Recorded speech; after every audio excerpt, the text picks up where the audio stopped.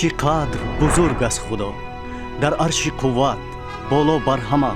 آسمان ها از بزرگی او سخن می کنند، فلک عملش را نشان می دهد.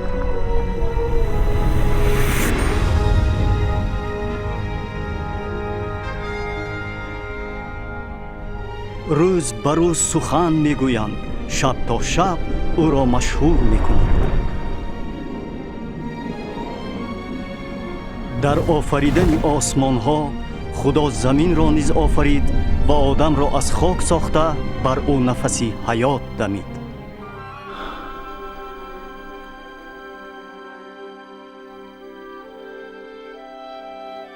خدای محبت آدم را به شباهت خود آفرید تا با وی مناسبت داشته باشد و در اول آدم خدا را حرمت میکرد، ترس داشت و با او میزیست.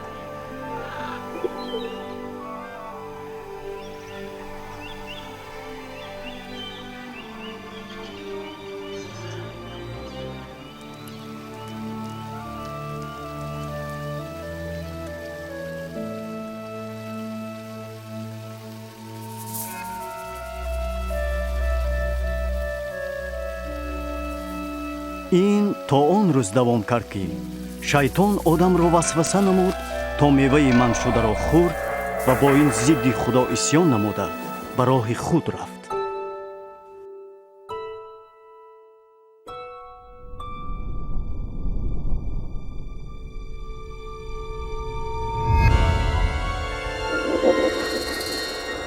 در نتیجه گناه آدم از خدا جدا شد و از باغ عدن رانده گشت. لیک خدا هنوز هم آدم را دوست می داشت. هیچ نیتی آن نداشت که از مخلوقش جدا باشد. اما چخیل خدا داوری عادل و مقدس می بود اگر آدم را برای گناهش محکوم نمی کرد.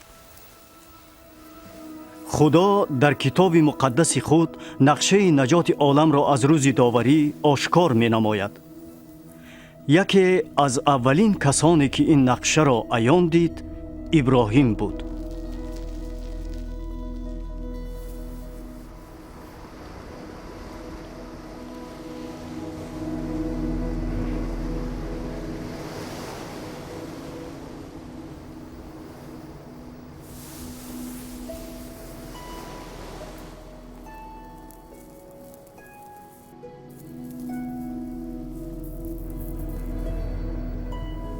ابراهیم مردی عادل بود و خدا وعدهش کرد که برکت می دهد و نسلش را مثل ریگ بحر و ستاره های آسمان زیاد می کند.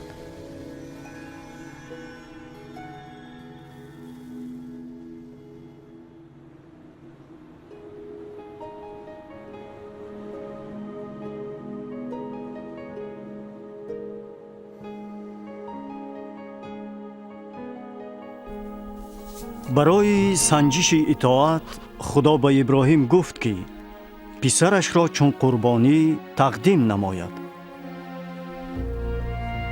ابراهیم به خدا باوری داشت و اطاعت میکرد.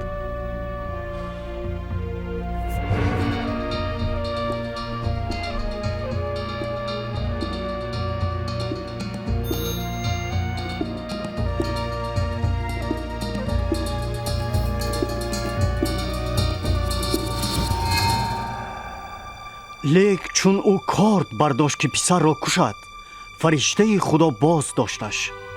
او دید که ابراهیم از خدا می ترسد و اطاعت می کند. پس ابراهیم گوسفندی را دید که شاخهایش در بوته در مانده بود و وی به جای پسرش گوسفند را به خدا قربانی کرد. و خدا با این نشان داد که بره یا چارپای مانند آن باید قربان شود، چون روپوش موقتی برای گناه ها، تا وقتی که خدا قربانی مطلق خود را بیارد برای گناه های آدمیزاد. بجای گناه آدم را از خدا جدا کننده، قربانی مناسبت های آنها را برقرار می کرد. نوشته های مقدس آیدی یکی گپ میزنند که آمده برای گناه های جهان قربانی مطلق میشد، چنان که گوسفند جای پسر ابراهیم را گرفت، او هم که می آمد جای آدم را می گرفت تا آدم بخشیده شود. بعضی این شخص را مسیح می گویند که باید می آمد و جهان را به خدا آشتی می داد، یک بار و همیشه.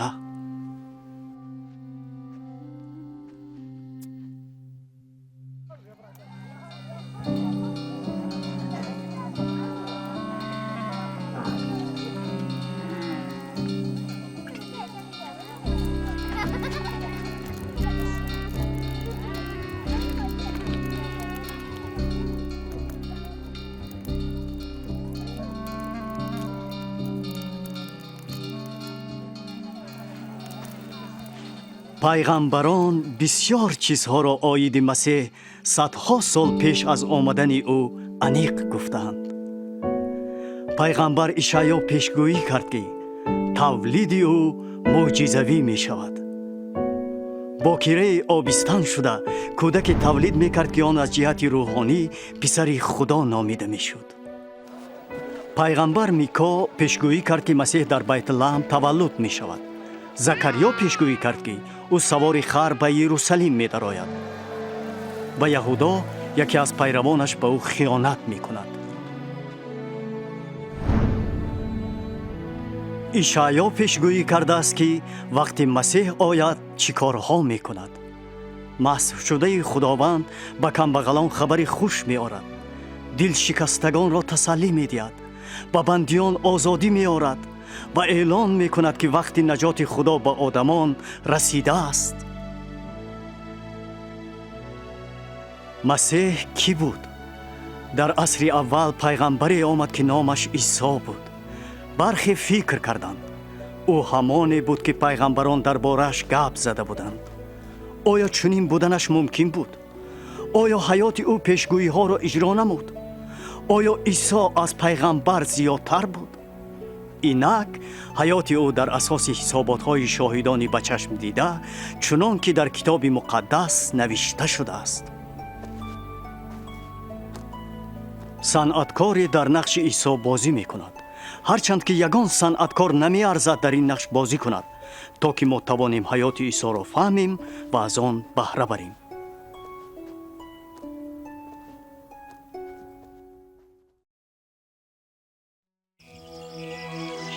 ای عزیز من فیافیل، پیوسته و بیکم و کاس بگویمد همه آن چیزی را که از سر ما گذشته تا حقیقت مطلق منظورت گردد.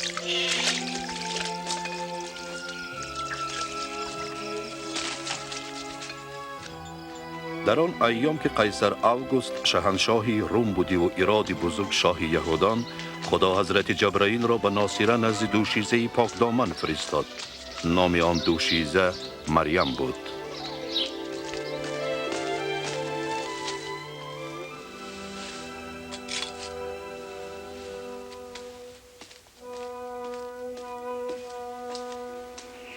مترس ای مریم، مرحمت خدا تو را نصیب گشته. آبستن میشوی، پسر بیزایی و نام او را عیسی بگذاری. این چه می شود؟ آخر من باکره. روح مقدس بر تو اثر خواهد کرد و نیروی یزدان بر تو سایه خواهد افکند. آن طفل مقدس پسر خدا خوانده خواهد شد. مریم نزد الیسابات برفت که بدین عمری گذشته این چنین آبستن بود.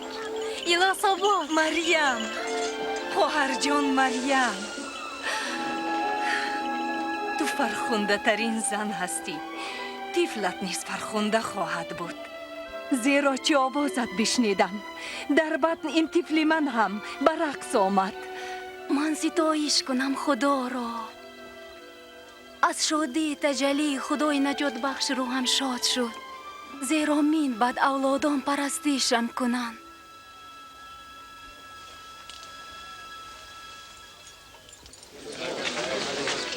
آی مردم بشنوید، با امر شاهنشاه روم قیصر اوگوست ساکنان را سرشماری باید کرد. در قلمرو جلیل و یهودا هر کس در شهر و ده که نیاگانش به دنیا آمدند ثبت نام بکند.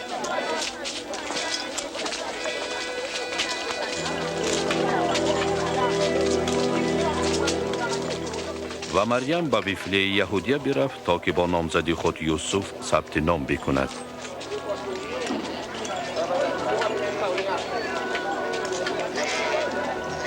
ولی در ویفله مسکنی نیافتند و آغولی خرابی را سرپناه کردند.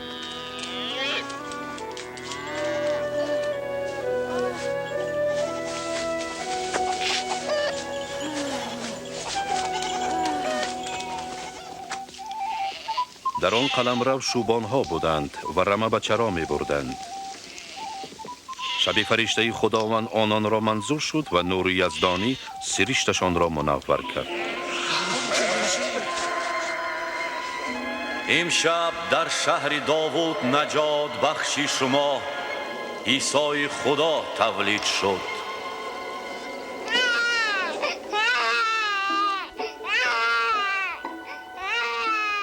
پادبانان شتافتند تا نوزاد را در گهواره ببینند و مژده یا خود بشارتی از تولید نجات بخشی بنی بشر رسانند.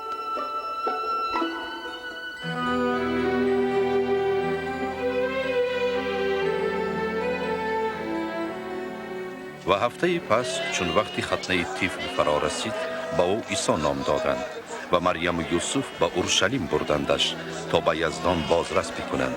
شمعون نام پیرمردی در کنیش آنان را روبرو آمد. روح مقدس وعده داده بودش که تا مسیحا را نبیند نمیرد. اکنون ای خدا مرا بر حسب کلام خود به خوشنودی رخصت بده.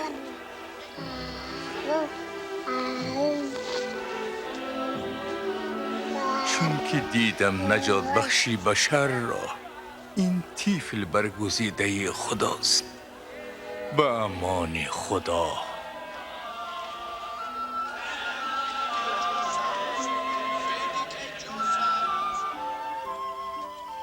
چون مراسم دینی به پایان رسید، آنان اورشلیم را پدرود گفتند و به ناصره برگشتند. گاهی که عیسی 12 را پر کرد، یوسف و مریم او را به اورشلیم به جشن فیست بردند. ولی پس از جشن چون به خانه برگشتند و گمانشان بچه‌بان هاست، عیسی در اورشلیم مانده بود. در سراغش به شهر برگشتند و تنها به روز سیوم در کنیش یافتندش نشسته در دوره پیران یهودی. این زاده کیست که چنین سوالها کند؟ از ناصره هستم. گمان کردیم که به ما رفته شفتگیش را ببخشاید. همه از خیرت و ذکاوت او شگفت ماندند. چرا با ما چنین کردی پسرم؟ من و پدرت را با اندوهی بزرگ می جستیم. شما چرا ما را جستید؟ یا نمیدونستید که من باید آن کاری بکنم که پدرم فرموده؟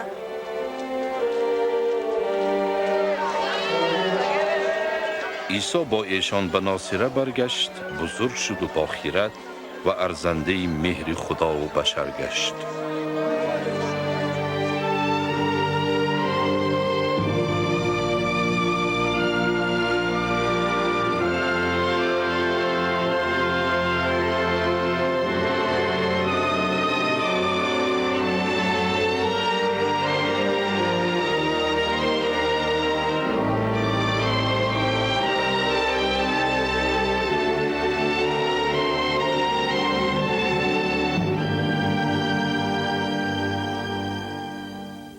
در 15مین سال سلطنت شاهنشاه تیبریا، زمانی که پونتی پیلات بر یهودان سروری میکرد و هرات حاکم جلیل بود، در عهد نخست راهبان جهان حنا و قیافا در بیابان به گوش یوحنا کلام یزدانی برسید و او غسل تعمید را بهر آمرزش گناه ها تبلیغ کرده سر به سر کشور اردن را بگذشت. از گناه ها رو بتابید، غسل تعمید کنید و خدا شما را بیامرزد، چنان که در مصحف پیامبر اشعیا آمده است: فریادی غریبی بیابان، راه خداوند را بگشایید، راهی راست بهر خداوند.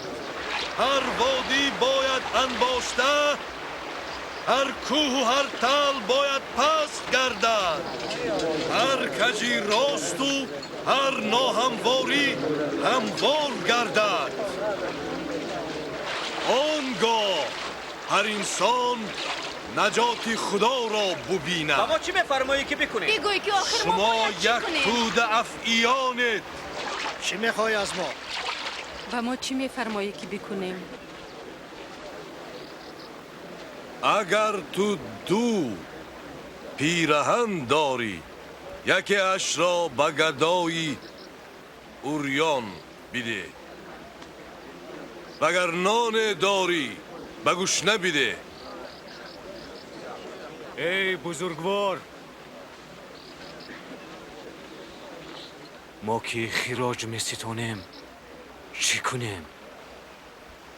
خراج از روی انصاف ستانید. ما که سربازیم، ما چی کنیم؟ از کسی به زوری زر نستانید.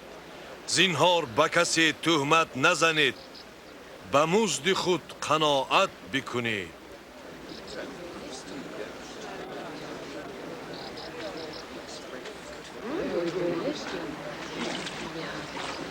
بگو که آیا مسیحا تو هستی؟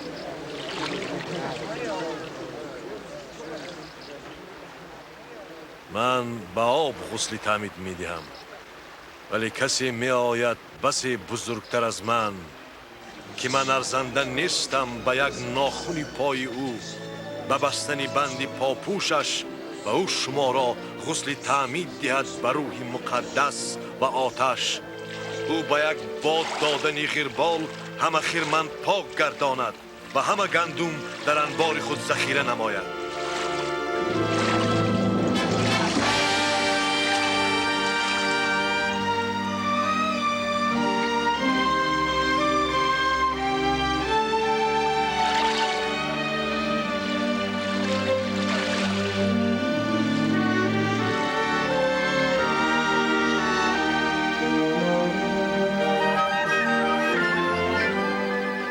روح القدس در صورت کبوتری بر عیسی نازل شد.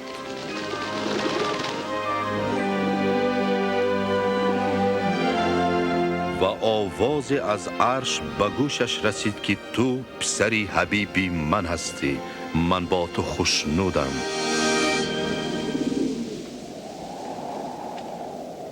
چون عیسی مسیح رسید به عبادت پرداخت. به هدایت روح القدس از اردن برگشت و روح او را به بیابان راهی کرد. در بیابان 40 روز ابلیس او را بیازمود. در این مدت چیزی نخورد.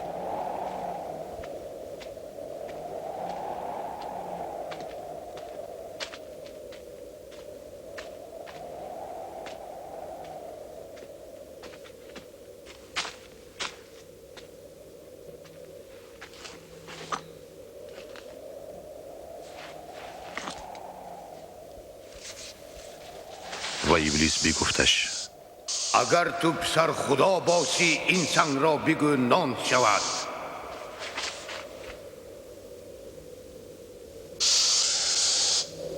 نوشتند آدمی نه به نان زنده است بلکه به کلام یزدانی.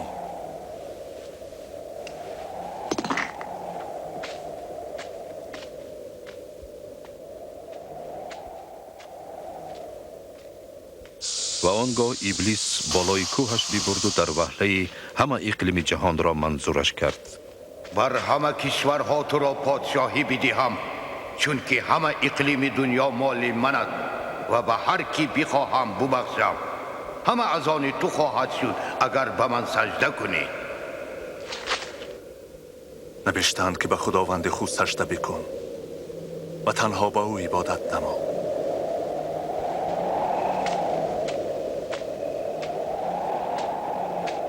آنگاه ابلیس او را به اورشلیم ببرد و به گنبد معبد قرار دادش. اگر پسری خدا باشی خود را از آنجا به زیر بینداز که نوشتند خداوند به فرزندانش فرموده که نگهبانت باشد، تو را سری دست ببرند تا سرت به سنگ نخورد. نوشتند خداوند خویش را آزمودن نشاید.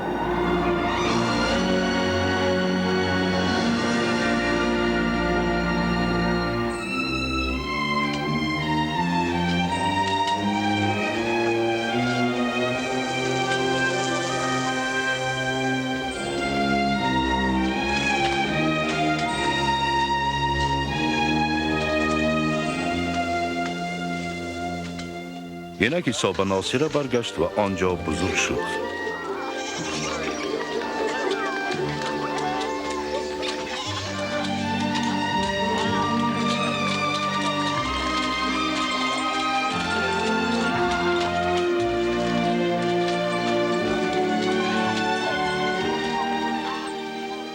درود. درود.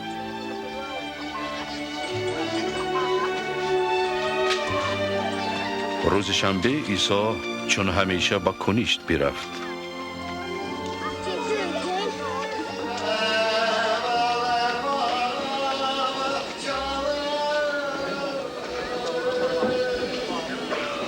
از او درخواست کردند که مصحف اشعیا پیغمبر را بخواند.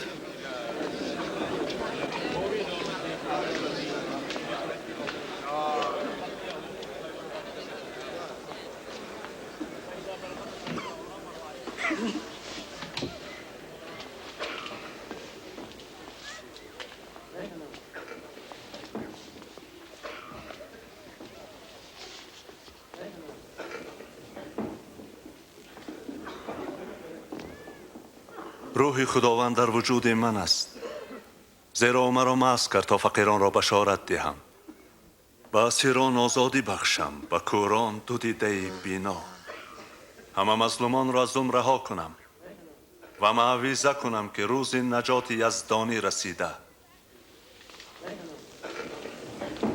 خوب بگوید.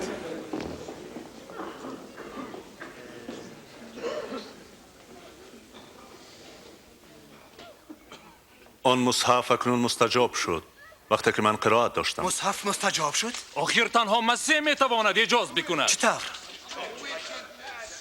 شما مسئله را به یادم میارید. طبیب خود را شفا بخش و میگوید که در وطن خویش بکن آنچه در کافرنهم شده بود. من به شما بگویم پیامبر در وطن خویش مقبول نگشته. با این گفتار عیسی خود را به مسیح آنها عینیت داد که خدا مس فرموده به نجاتشان فرستاده بود، ولی افسوس یهودان او را چون مسیح نپذیرفتند. خواستند از سر کوهش بیندازند، ولی عیسی از میان انبوه آدمان بگذشت و سفر پیش گرفت.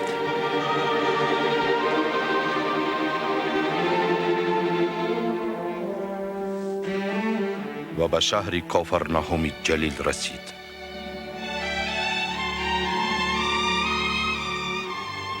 ظلم تجاوزگران رومی به اوج رسیده بود و مردم انتظار مسیح بودند تا بیاید و از زوراوری برهاند.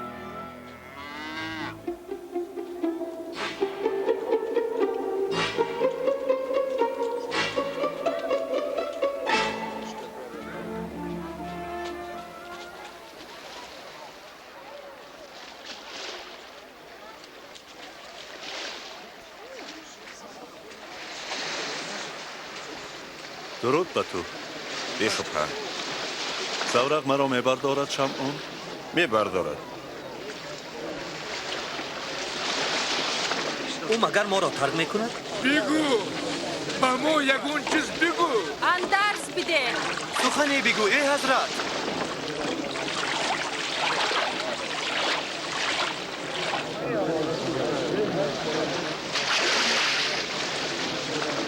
روز دو کس برای عبادت به معبد آمدند. یکی روحانی و شخص دوم باجگیر. روحانی کنار رفت و به عبادت پرداخت. شکر تو را که من ندوستم، نه حنات و به یار خود خیانت هم نکردم مثل دیگران. شکر تو را که مثل این باجگیر نیستم. هفته 2 بار روزه می دارم و 10 درآمد خود را عشر می دهم، اما باجگیر حتی بار هم عبادت نکرد. مشت به سینه می زد و می گفت خدایا گناه من گناهکار را بیامرز. اینک بگویم به شما نه مناجات روحانی بلکه باجگیر مقبول خدا بود، چون که هر که خود را بالا گیرد پست گردد و هر که خود را پست زند سرفراز شود. دورتر کشتی بیرون و آنجا با دوستانت تور انداز و شکار ماهی بکن. استاد ما رنج کشیدیم بیهوده از شب تا سحر. راهی که خواهیش میکنی من تور میاندازم. یعقوب، یوحنا،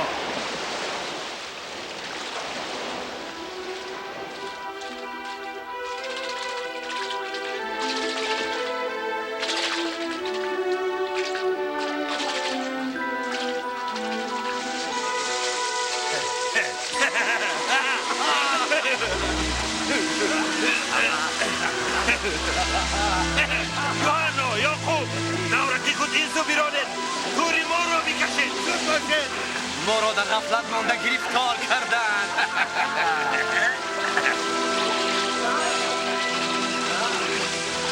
همین کفایه است. همین کفایه.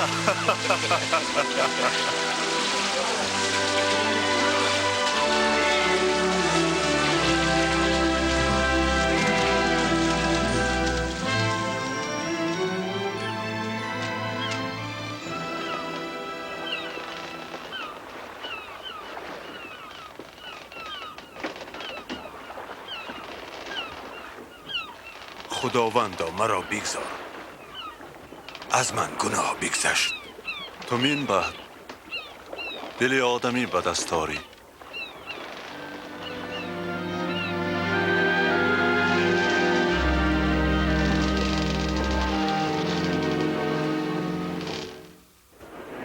نزدم بیایید، به حرفم گوش دهید و روح شما جاودان خواهد شد. تا امکان است خدا را بجویید، بخوانیدش که او نزدیک است. بگذار گناه آلود از راه بد گردد او بدادگر از نیت بد و رو به خداوند آورد که او رحیم و مهربان است، همه گناهایشان بیامرزد. اینک شما شادمان بشوید و در امان خدا. می آید این همان. ایسایا زاری دارم دختری مرا نجات ده. رحم کن حضرت، 12 سال است تو میرد. رحم کن، با من بیا. دختری تو مرد. ایسایا استاد را عذاب مده. نترس، اخلاص آور و او نجات می‌یابد.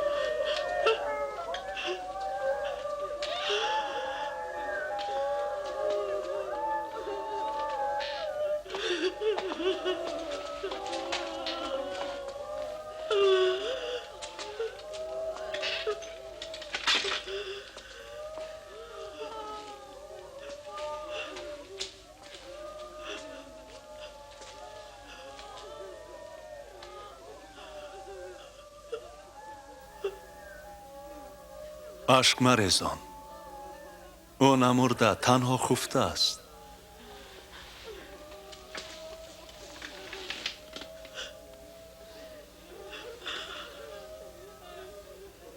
دخترم، برخیز.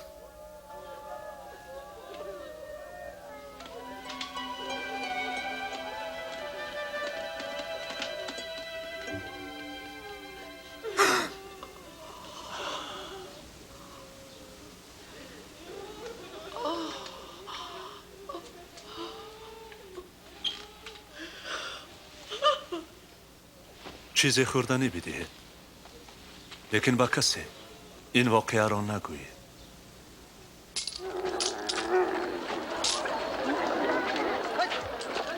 اندکی پس از این واقعه به عیسی ماتوی لیوی دچار آمد که نزد دروازه شهر خراج می گرفت.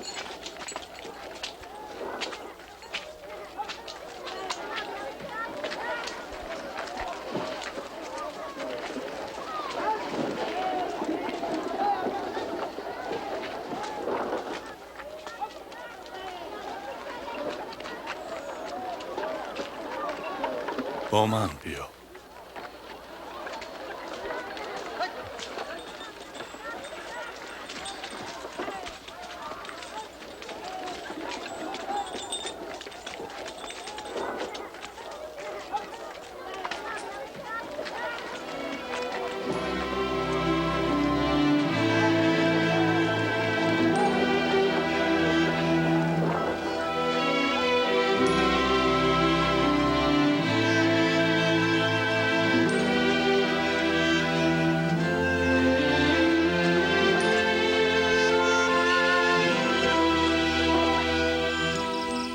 و عیسی بهر عبادت به کوه برآمد و شب تا صبح عبادت کرد.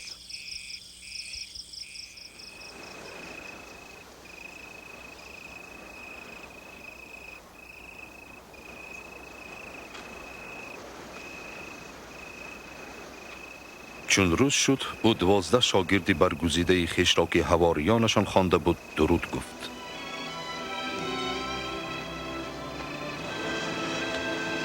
یعنی شمعون که بطرسش نیز خوانده بود،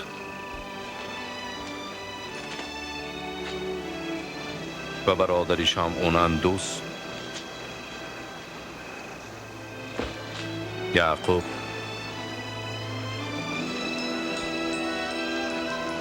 یوحنا،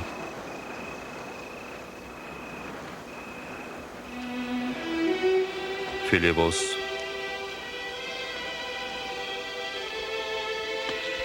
بارتولومائوس، متی،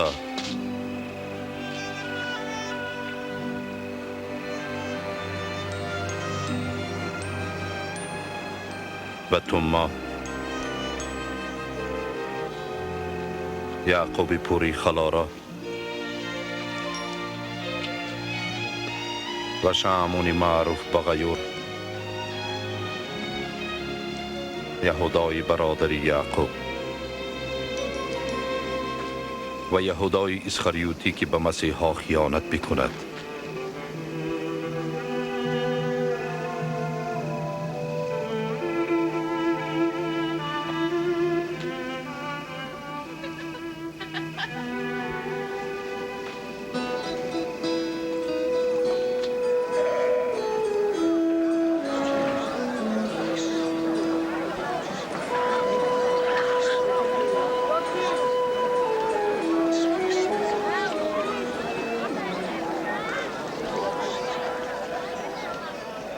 خوشای دل شکستگان درگاه خدا مسکن شماست. خوشای گرسنگان زیرا سیر خواهید گشت. خوشای گریندگان که خندان خواهید شد. فرحمند باشید اگر نفرین خوانند به خاطر ذات آدمی، و اگر این شود شادی کنید که بزرگ است در فلکیات مکافات شما، زیرا به انبیا هم پدرشان چنین رفتار کردند.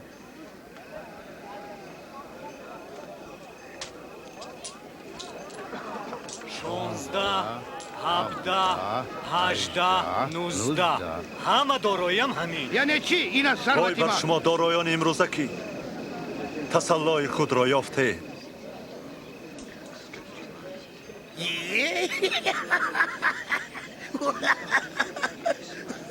او دارو بودن نمیخواد دیوانه است مگر؟ وای بر شما مردم خندان که فردا میگیرید. وای بر شما گر ستایشتان میکنند، زیرا بان بیای دروغین پدرانشان همچنین کردند. ولی به سامیان بگویم دشمنت را دوست دار، ببخشان را که به تو خصومت دارد، مهربان باش به کینه گیر، در حق دل آزار دعای خیر کن.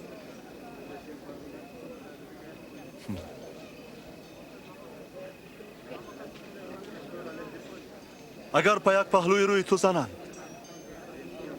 پهلوی دیگرش را بدار.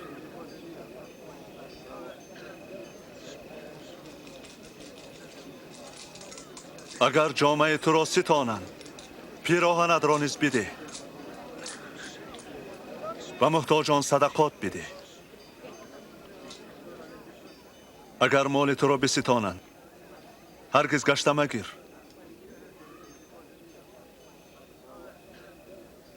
و دیگران آن بکن که میخواستی دیگران با تو کنند.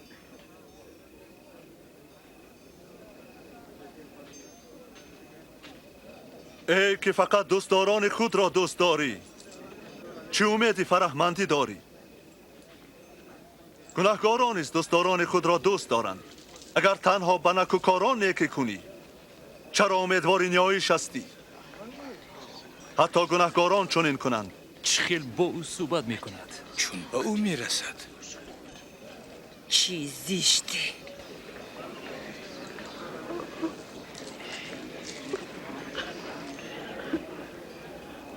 نه، دشمنان را دوست دارید و نیکی کنیدشان. همیشه دست کشاد باشید. مکافات بزرگ نصیبتان شود. پسران حضرت اعلی باشید که او به ناسپاسان و خشمگینان هم مهربان است. مشفق باشید چنان که پدر شما مشفق است. ما را نجات ده ای عیسی. تا نمزنید تا تنصار نشوید. نفرین نکنید تا خود منفور نشوید. بیامرزید تا شما را ببخشاید. ما را رهنما باش عیسی.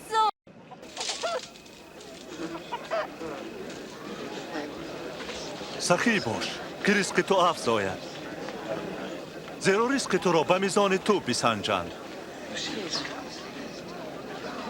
آیا کور از آبکش کور شده میتواند مگر هر دو بچه ها نمیافتند؟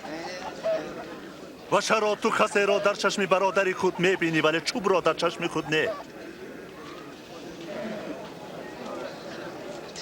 ما را رهنما باش عیسی. با ما باش خدایا. فرخنده از زنی که تو را زاده یا مزگار ما. بلکه فرخنده کسی است که سخن خداوند بشنود و بجا آورد.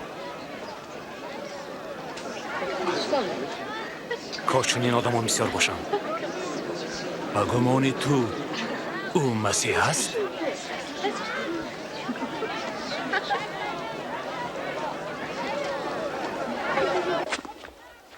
همان روحانی عیسی را به بزم دعوت کرد و عیسی به خانه او رفته پهلوی میزبان نشست.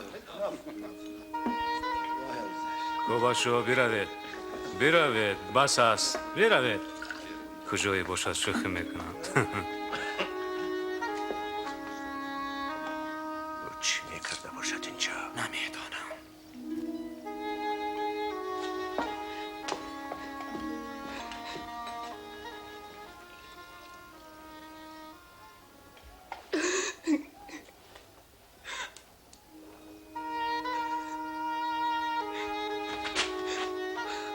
او چی میکند؟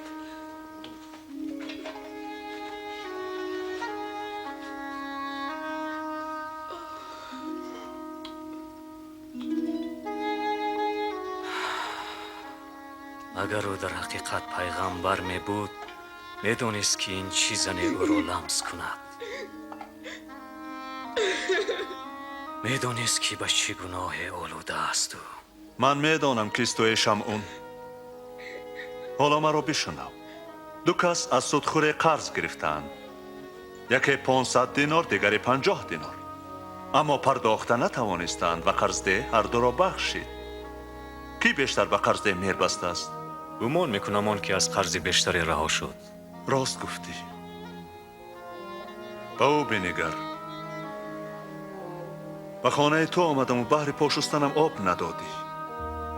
اما این زن پای مرا به آب دیدگانش بشست و به موی سرش خوش کن. تو مرا حتی نبوسیدی. این زن از بوسیدن پای من فارغ نمی شود. تو به موی سر من روغن نمالیدی. او به چربی روی خود پای مرا می مالد. اینک بگویمت مهر بزرگ او کفارت همه گناهان اوست. کسی آمرزش کم دیده است او مهر نیز کم دارد.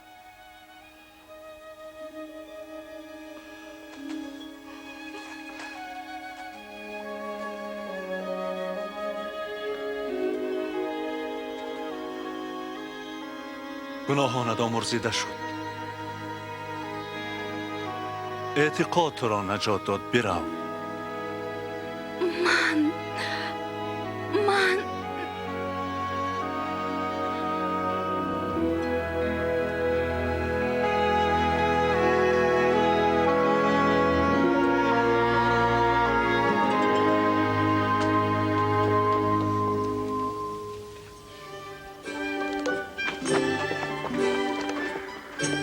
و عیسی در اقصای عالم میگشت و مژده درگاه خدا را معویزه میکرد. همراه او آن 12 حواریانش بودند و زنانی که سریشتشان از روحی رجیم پاک گشته، یعنی مریم معروف به مجدلیه، یوحنا که شوهرش کوزا خدمت شاه هرود را به عهده داشت و سوسن.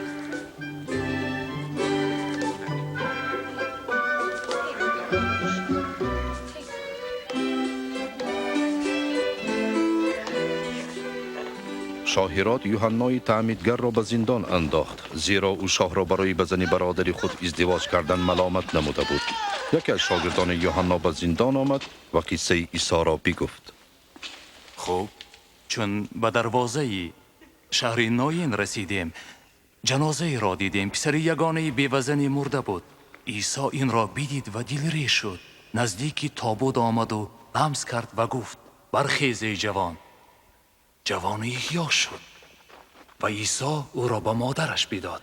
باز پرس از او: تو مگر آن نیستی که همه نگرانش هستیم و یا دیگری منظوری ما می شود؟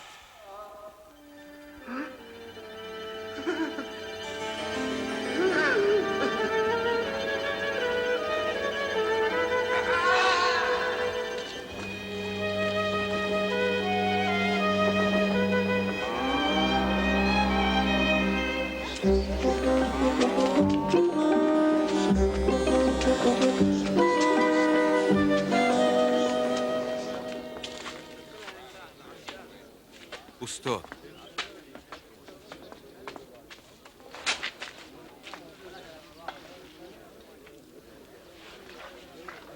استاد، ما فرستادگان یوحناییم. تو مگر آن نیستی که نگرانش هستیم یا دیگری منظور ما می شود؟ هرچه دیدی و شنیدی برو بگویش. کوران بینا شدند، مسلوقان شفا یافتند، فرهمندند آنان که به من شک نآورند.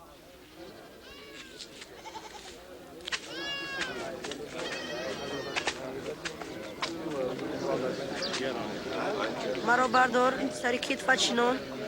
بیا به شانه‌ام بنشین. اکنون میبینی؟ اکنون من عیسی را میبینم. برزگره برای کشت برفت.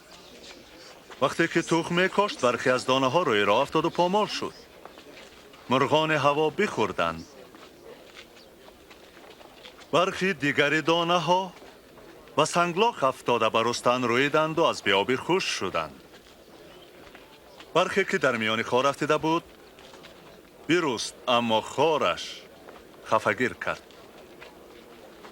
و نهایت دانه هایی که و خاک نرم افتادند سرسبز شدند و حاصل خوب دادند. آموزگارا، چرا تو همیشه به مردم رمز و تمثیل میگویی؟ دانستن اسرار ملکوت خداوند به شما عطا شده، ولی دیگران آن را مثل فهمند. زیرا نظر میکنند و نمیبینند، گوش میدهند و نمیفهمند.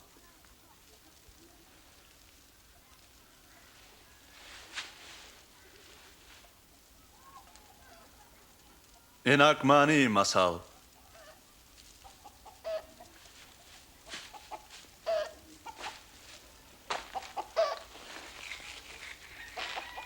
این دانه کلام خداست.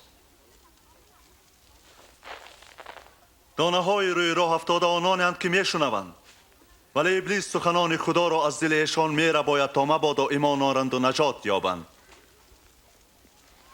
دانه های به سنگ افتاده آنند که کلام را بشنوند و بپذیرند، ولی چون ریشه ندارند ایمانشان نیز قوی نیست. وهله آزمایش که رسید سرنگون گردند. دانه های میان کار افتاده کسانی اند که بشنوند ولی در دام داروگیر روزگار افتادند و بار نیاورند. ولی دانه هایی که و خاک افتادند کسانی اند که کلام را بشنوند و در دل پرورند و به صبوری ثمر آورند.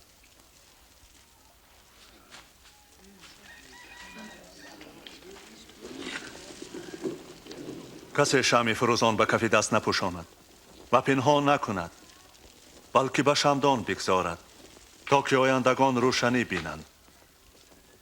زیرا در دنیا نهانی نیست که آشکار نشود و سیری نیست که عیان به عالم نگردد.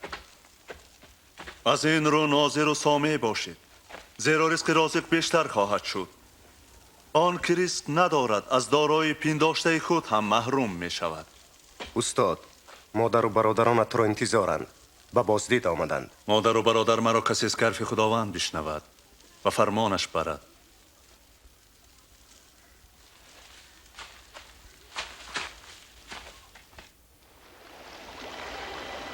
روز عیسی با حواریان سوار کشتی بود و به ایشان بگفت بیایید به ساحل دیگری دریا گذریم.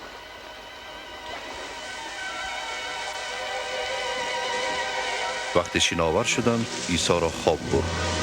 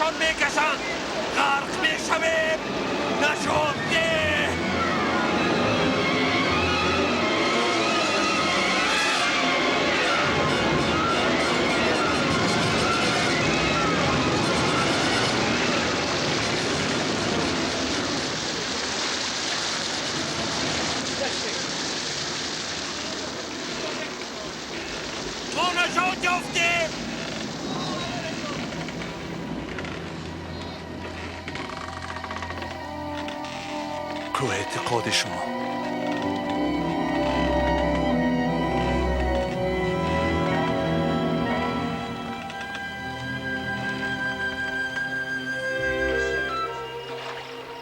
و آنگاه ایشان به مزرعه جدریان که در مقابل جلیل است رسیدند.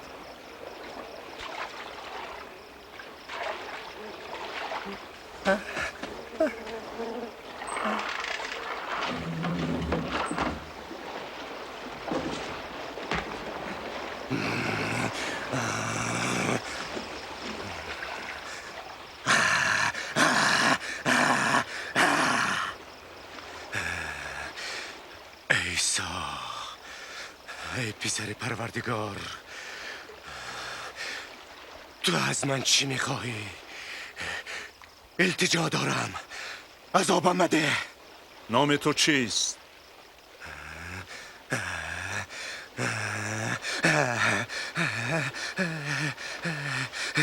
لجیون، خوش میکنم مرا به قهر نفکن، مرا به گله خوکان بفرست.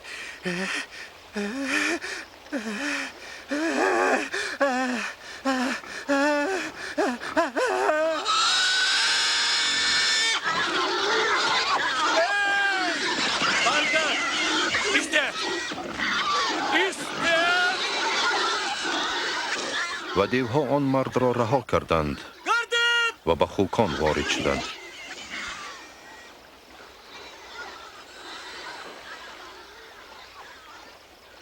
بیروید از اینجا. ای جادوگر، گم شو از نظرم. همتون گم شوید، گم شوید، گم شوید. کجای نروی همراهت میروم. اجازت ده با تو باشم. به خانه‌ات را و آنچه خدا با تو کرد بگو.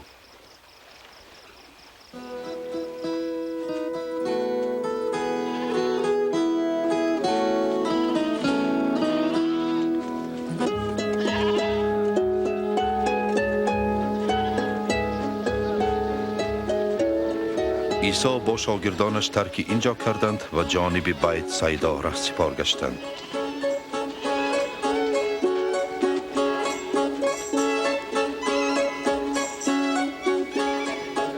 اما مردم زیادی از واقعه آگاه شده از پس او رفتند.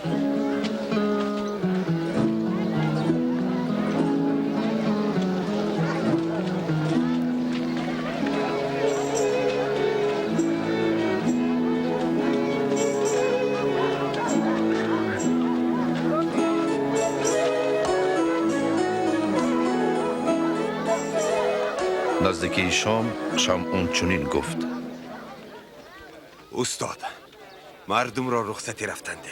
شهر و دهاتی اطراف روند تا به خود سرپناه و قوت پیدا بکنند. آخر اینجا بیابان است.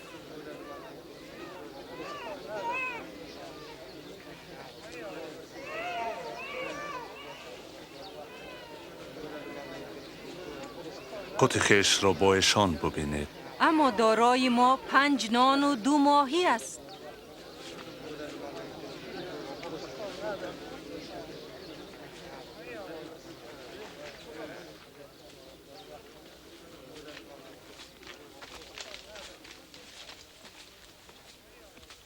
کردگار کریم را نیایش بکن که به بندگان خیش رزق و روزی عطا کرده است.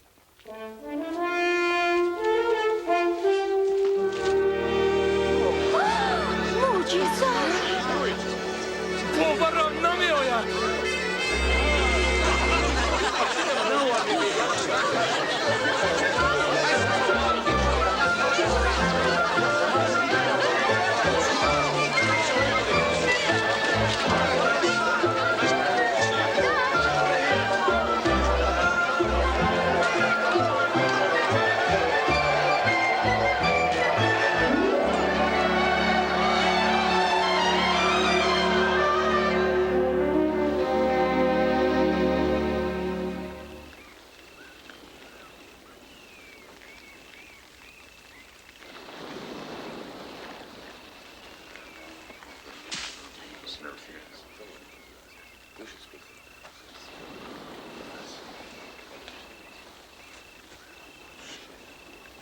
مردم مرا کی میگویند؟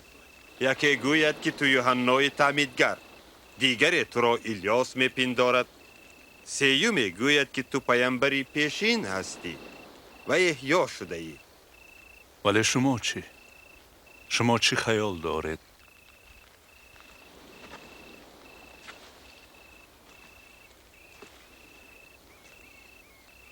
تو مسیح پسری خدایی. از این باب لب فرو بندید. پسر خدا جفا بیند و رد شود و کشته گردد، ولی روز سیوم دوباره زنده شود.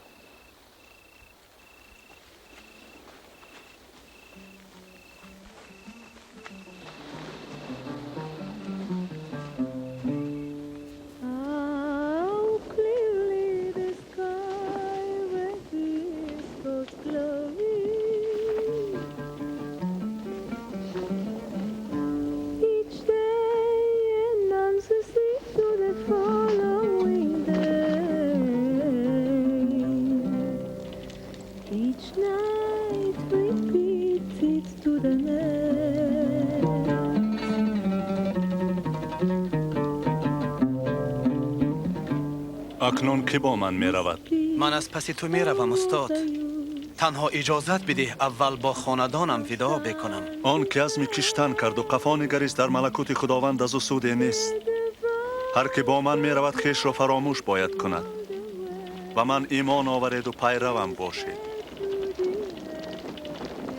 آن که جان خود نجات دادن خواهد از دست دهد. هر که جان فدای من کند نجات یابد. چی سود است اگر صاحب همه جهان شوی و جان خود گم کنی؟ هر که از من و سخنهای من شرم دارد، پور خداوند را هم از او شرم آید وقتی که در جلال پدر و جلال فرشتگان پاک آید.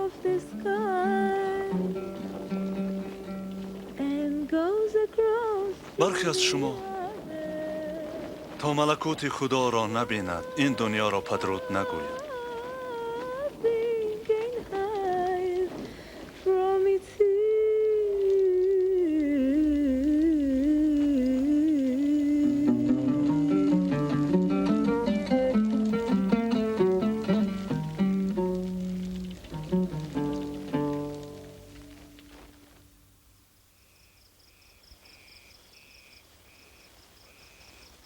سپس عیسی یوحنا یعقوب و بطرس را با خود گرفت و به فراز کوهی برد بهر عبادت.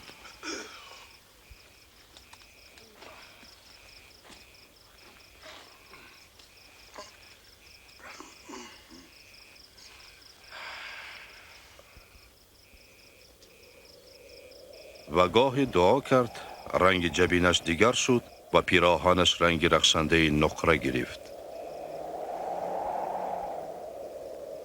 ناگاه دو پیامبری پیشین موسی و الیاس در طاق آسمان نمودار شدند. تو آن بکنی که خداوند برایت فرموده.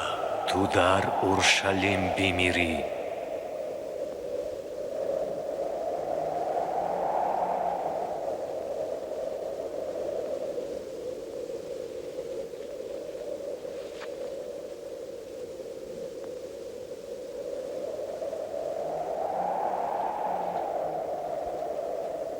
هنگام نیشب شدن از کوه بطرس به عیسی گفت: استاد، چه خوش است که ما همه این جاییم. 3 خیمه میزنیم، یکی برای تو. چون او به سخن آغاز کرد، ابر رخشنده پدیدار شد و به سر آنها نور افکند و پیروان هراسیدند. چون از ابر صدای آمد که این از پسری حبیبی من، سخنش را بشنوید. این حادثه در اورشلیم رخ داد.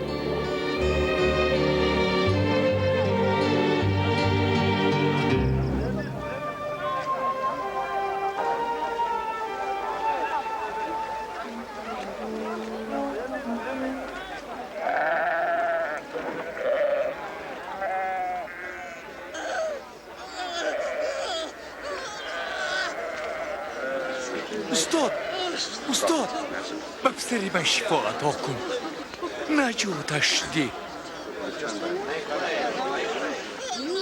او یگانه پسری من است. من از شاگردانت خواهش کردم، آنها نتوانستند. ای نسل بی ایمان و فاسد، تا به کی رنج دیدن شما بکشم؟ پسرت را بیار.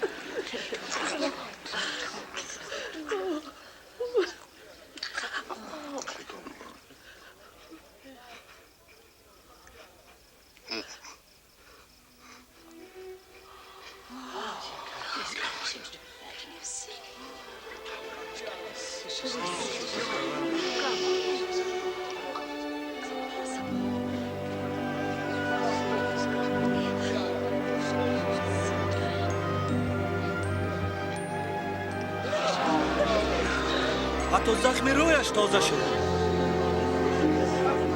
این چه معجزه است؟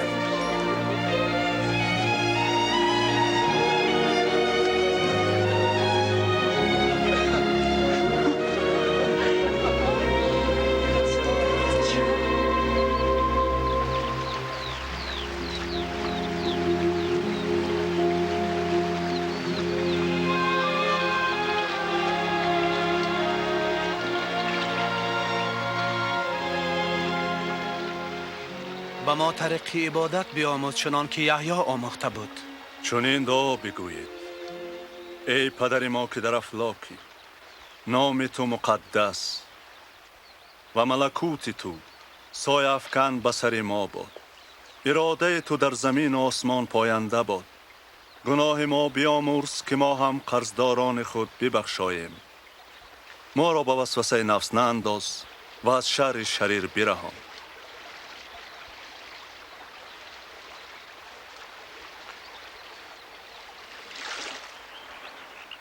بخواهید و به شما داده خواهد شد. بجویید و میابید. در بکوبید که همه در باز خواهد شد.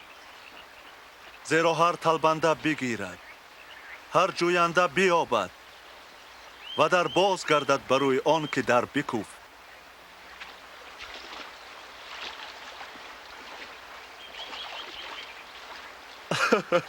کدام پدر به پسر خود که ماهی می طلبد مار داده تواند؟ یا کژدم دهد اگر پسر تخم طلبد؟ و شما با این همه خشم و کینه به فرزندان نیکی میکنید. مقرر است که پدر آسمان به طلبگاران رو القدس عطا خواهد کرد.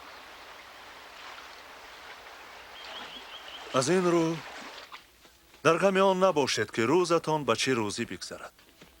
در تنتان چی پیراهن باشد، زیرا روز به از روزی است و تن به از پیراهن. بینگرید این زاغان را که زراعت کنند و گنجور انبار دارند، لیکن خداوند آنان را پرورش کند. مگر شما از مرغان هوا 100 بار بهتر نیستید؟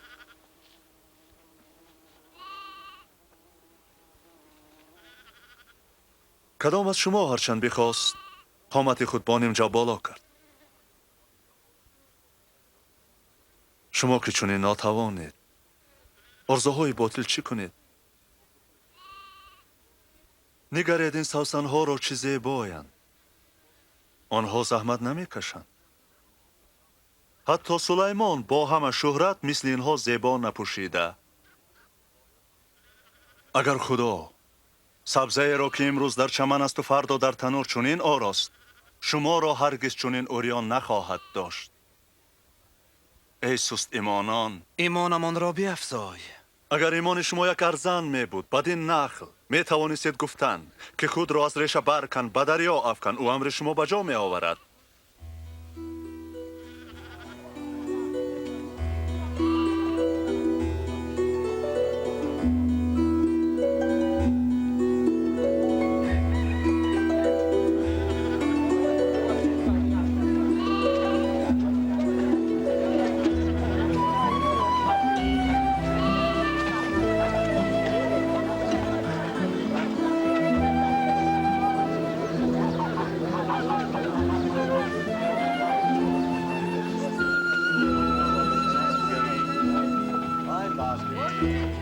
شما به وسوسه می افتید، اما لعنت به وسوسه انداز.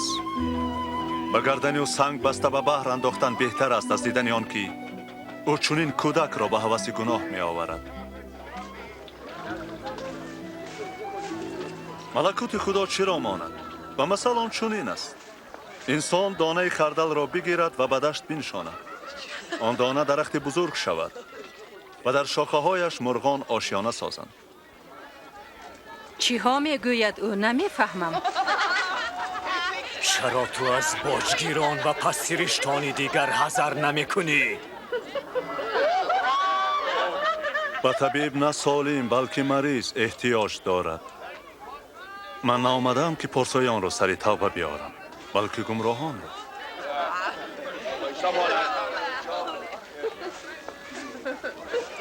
بگو که در ملکوت خدا با چه چیزای عجیب هست؟ مترسه برای بیجور، زیرا پدر سخاوتمند شما را ملکوت عطا کرده است. مال خود بفروشید و زر به گدایان صدقه کنید. انبان دیرپای برای خود پیدا کنید و در افلاک گنج شایگان بهر خویش اندوزید. نه دزدش به یغما ببرد، نه فرسوده شود. و آنجا که گنج شماست دلتان نیز آنجاست.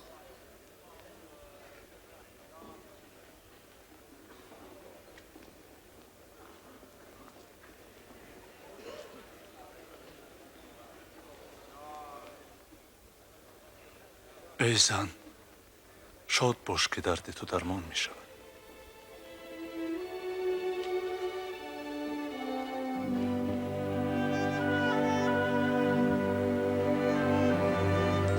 بینید، نگاه کنید، شفا یافت، معجزه،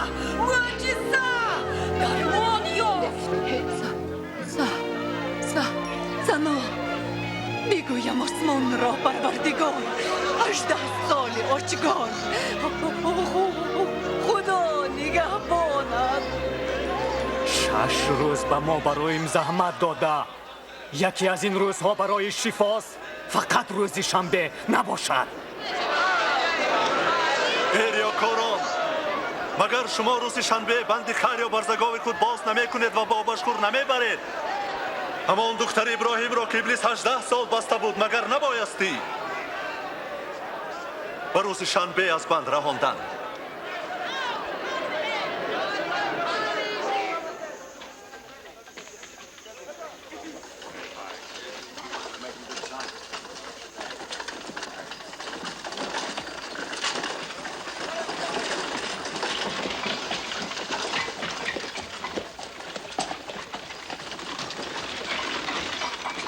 این نکنم.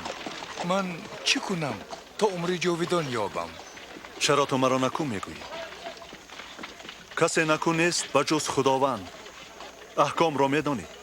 گرفتار شهوت مشو، مکش، دزدی مکن، شهادت دروغ مده، حرمت والدینت بجا آر. از کودکی همه این احکام را بجا می آوردم. تو باز با یکی نیازمندی. همه ثروتی که تو داری به گدایان بده تا در افلاک گنج دریابی. آنگاه بیا و پیروی ما باش. ما بزرگانیم، ثروتمندیم. چه مشکل است به غنیان و ملکوت خدا وارد شدن؟ شتر را از سوراخ سوزن آسانتر است در آمدن که دارا را به ملکوت خداوند. پس کی نجات یابد؟ آنچه در قدرت انسان نیست در قدرت خداست. ملکوت خدا کی فرا می رسد؟ ملکوت خدا چنین منظور نشود که ببینی. کسی نگوید انا آن یا ببین انا این است. زیرا ملکوت خدا در دل شماست. وقتی رسد که دیدار یک روزه فرزند انسان را آرزو میکنید ولی نمیبینید. مثل برقی که در یک کنار آسمان بدرخشد و تا به کنار دیگر رسد نور انسان چنین تجلی شود. ولی او اولا رنج خواهد برد سپس مردم از وی رو بگرداند.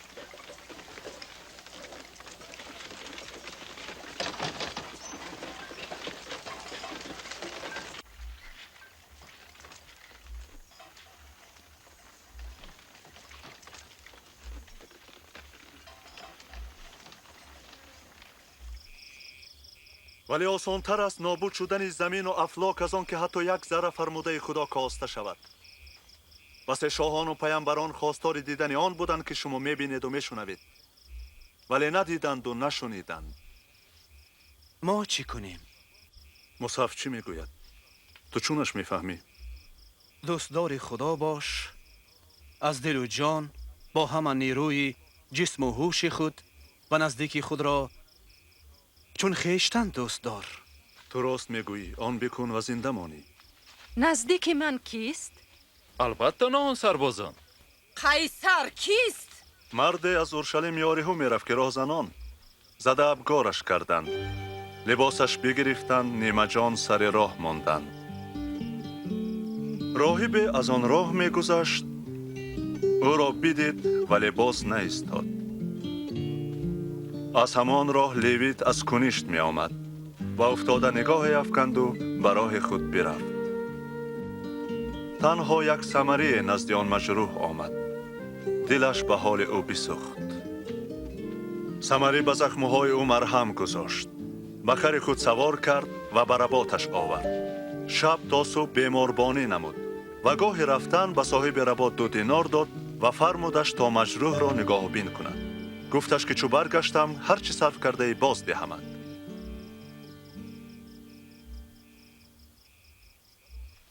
کدام از این سه با آن مرد که رنج از یک ماگران کشیده بود نزدیک است؟ آن کی مهربانی کرد؟ شما هم همچنان کنید. کودکان را بگذاره تا نزد من بیایند که وجودشان شبیه ملکوت است. حق بگویم من، هر که ملکوت خدا را مثل طفل پذیرفتن نتواند او ملکوت خداوند را نپذیرد. ولی کسی که طفل را به نام من پذیرد مرا پذیرد. آن را قبول کرده باشد که مرا فرستاد. زیرا کوچکترین از میان شما بزرگترین است.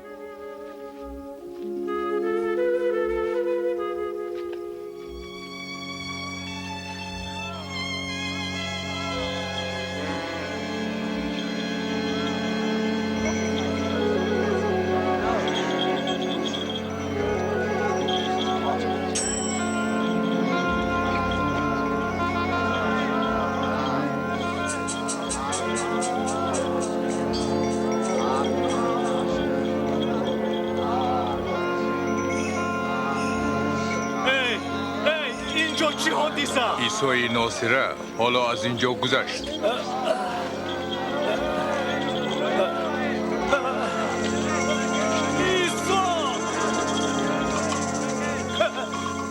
عیسی!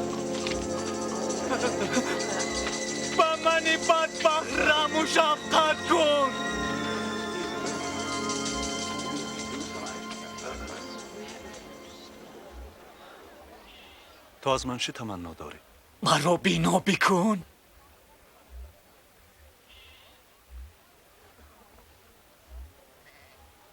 بینا شو. اعتقاد تو را بینا کرد. چشمم روشن شد. ببینم.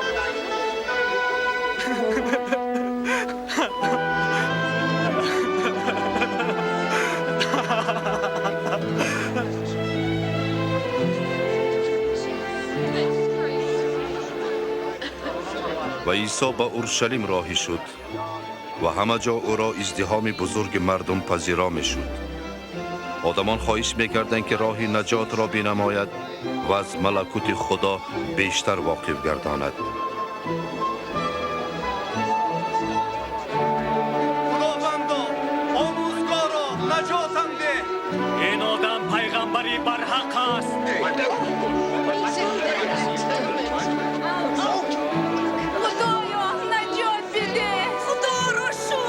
اما راه حقیقت را بینما خدایا. مردم عیسی را مثل شاه خود قبول می کردند. در یاری ها باجگیری بود زکای نام.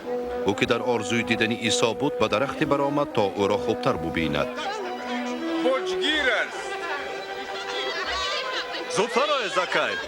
امروز من باید در خانه تو باشم. خانه من؟ کی میخواهد به خانه او برود؟ زکای عیسی را میشناسد.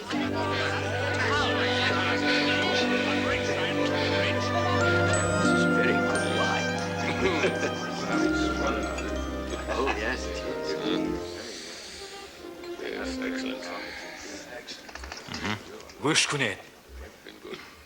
من نصف دولتم را به گدایان میبخشم.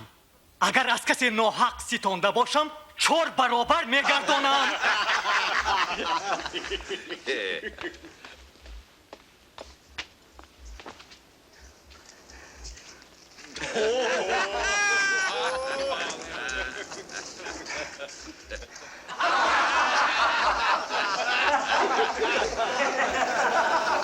و چشمم باور ندارم که باجگیر باج ستاندهش رو بازگرداند. حیرت آور.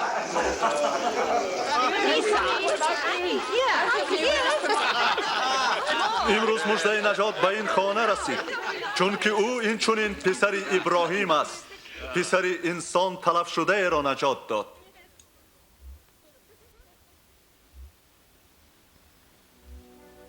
گوش کنید. ما با اورشلیم می رویم. آنجا آن شود که در دفتر قسمت پر انسان نبشتند. او را با بیگانه مذهبان تسلیم کنند. ایشان او را تحقیر کنند و توپ بر رویش اندازند. بزنند و بکشندش. اما روز سیوم احیا بشود.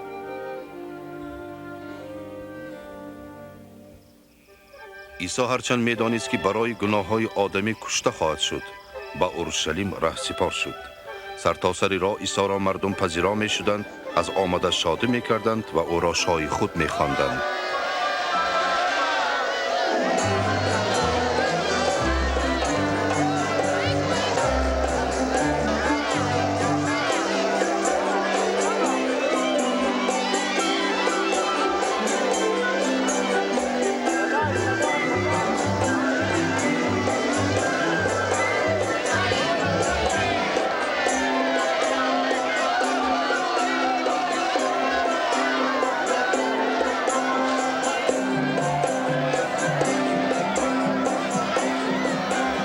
استاد، شاگردانت رو بگو که خاموش باشند. اگر آنها دم فرو بندند، حتی سنگ ها به فغان خواهند آمد.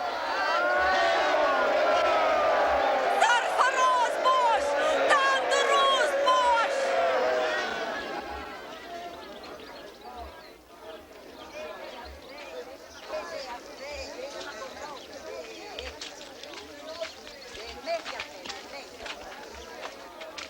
آن روز رسید که عیسی به اورشلیم نزدیک آمد و وقتی که شهر را بدید به حال او گریست.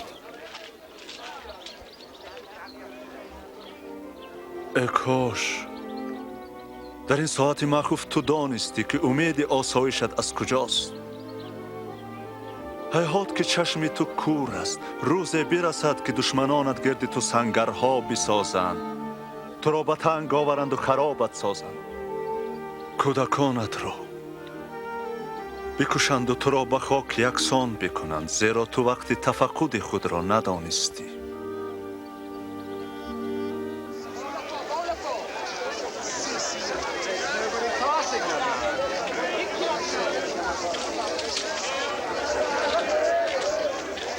آن روزها کنیشت در اورشلیم نه عبادتگاه را میماند بلکه بازار را.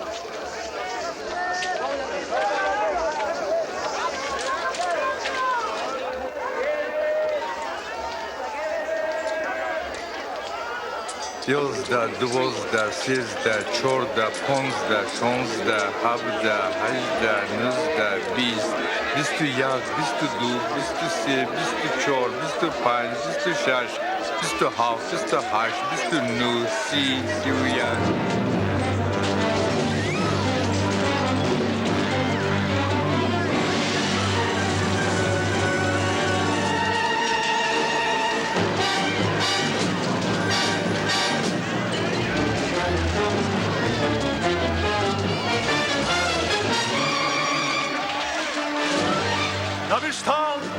خانه من خانه عبادت است، اما شما مکان دوستانش گردانده اید.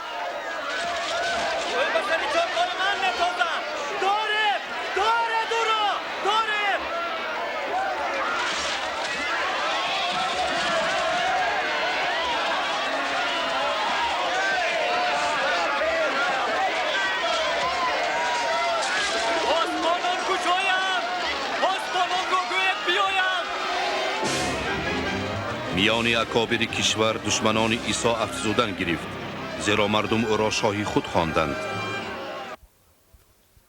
پاسبانان کجایند؟ پاسبانان را بگوید آیند. شاه؟ شاه گدای و دزدان و فاحشگان این گونه شاه را دیده می آیند، دعوا می کنند و می روند، فراموش می شوند. آسان مگیرید، پیروان او روز تا روز می افزایند. مردم به او باور دارد و گمان دارد که شاه است. من باید تحقیقات کنم که اگر این به ترتیبی قد نگردد شما جزا خواهید دید.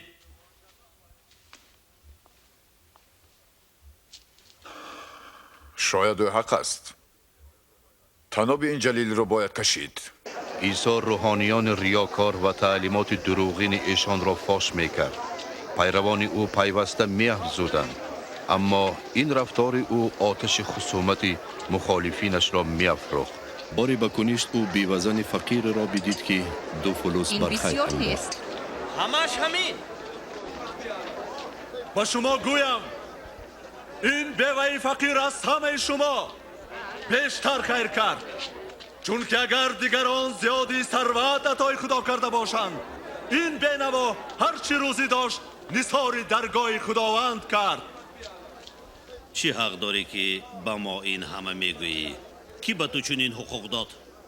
اول شما بگویید که حقوق تعمید یوحنا از خداست یا از انسان؟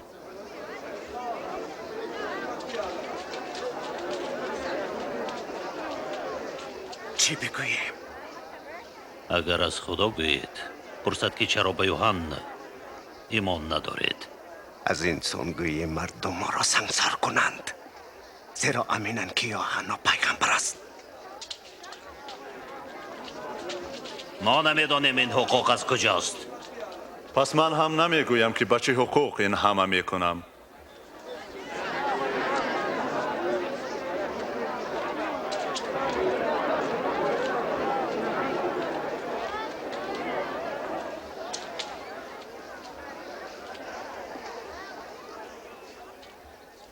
خواجه انگورزار خرمی داشت. آن را به باغبانان اجاره داد و دور و دراز سفر کرد. چون انگور پخت او غلام نزد باغبانان فرستاد تا حصه خود را بگیرد، ولی باغبانان غلام را زدند و ته دست بازگرداندند. خواجه غلام دیگری فرستاد، اما باغبانان او را هم سخت زده با 2 دست ته بازگرداندند. آنگاه خواجه غلام سیوم را روان کرد. باغبانان او را نیز زده مجروح کردند و از تاگزار براندند. صاحب تاگزار سخت به اندیشه افتاد. دیگر چی کنم؟ پسر یگانه خود را میفرستم، شاید شرمشان آید. ولی باغبانان پسر را دیدند و با خود گفتند این پسر خواجه است، او را بکشیم و صاحب تاگزار شویم. بگو با ما بیشتر. او را از تاگزار بدر کردند، زار کشتند. پس صاحب تاگزار به باغبانان چی خواهد کرد؟ باغبانان را کشته تاگزار را به دیگران می سپارد. پس معنی این نوشته چیست؟ سنگی که معمار ردش نمود همان سنگ سر زاویه برحق گردید. هر که بر آن سنگ افتاد پاره پاره شود، ولی سنگ بر سر کسی افتاد و خاک یکسان شود. استاد، همه حکمت تو برای ما حقیقت است. در چشم تو همه آدمان برابرند. ایمان خداوند را بر حق بیاموزانی. به ما بگو که به قیصر روم باج دادن ما آیا خلاف قانون نیست؟ خدایا و اغوای انداختن است. به من دینار نشان دهید.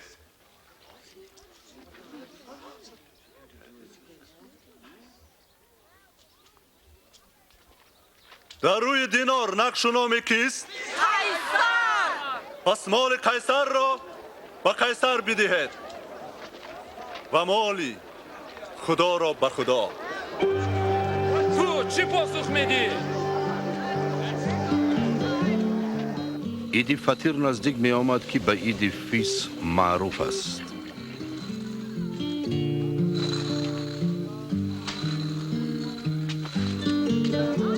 عیسی بطرس و یوحنا را فرستاد تا خوراک فیس آماده کنند.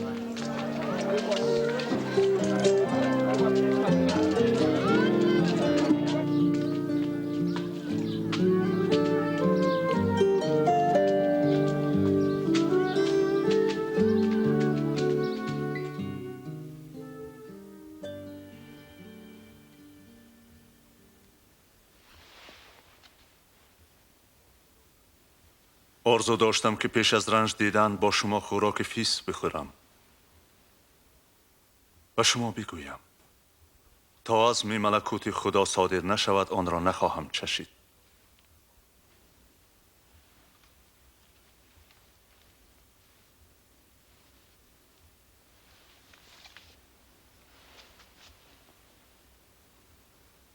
شکری کردگار عالم خداوند ما کی این انگور عطا کرده ای.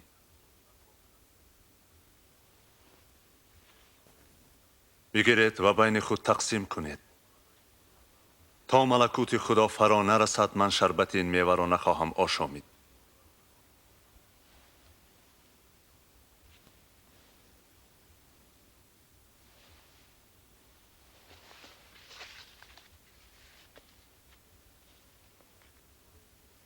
شکر تو ای کردگار عالم خداوند ما کی گندم به ما عطا کرده ای.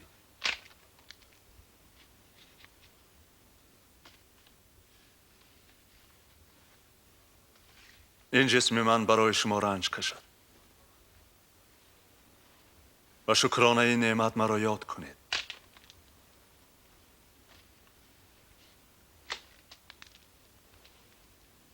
این پیاله عهد جدید است در خون من که برای شما ریخته می شود و این است دست کسی که به من خیانت می کند با من در سر یک سفره است.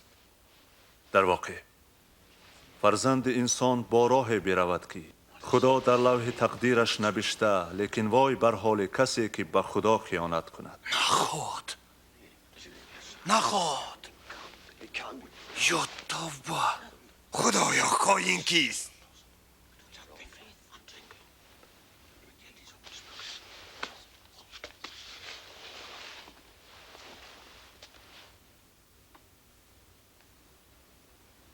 بزرگتر از بین شما خردتر شود،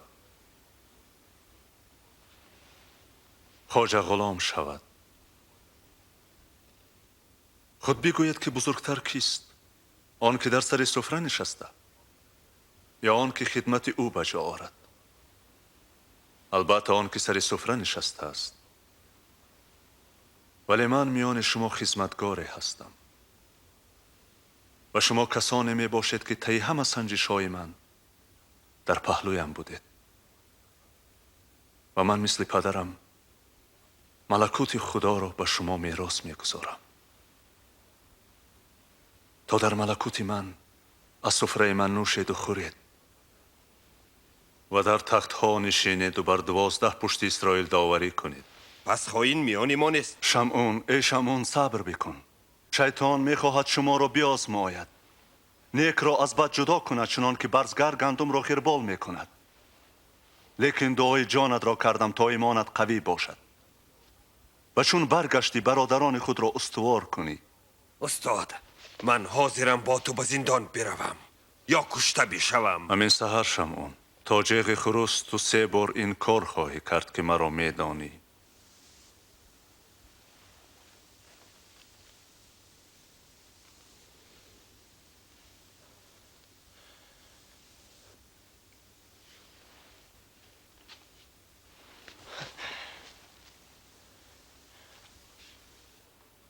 وقتی شما را به موضع و همیان فرستادم به چه احتیاج داشتید؟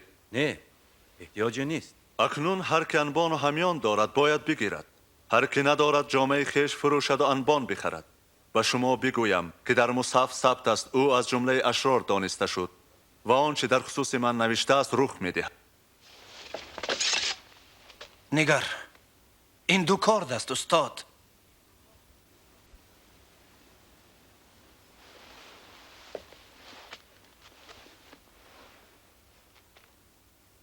همین کافی است.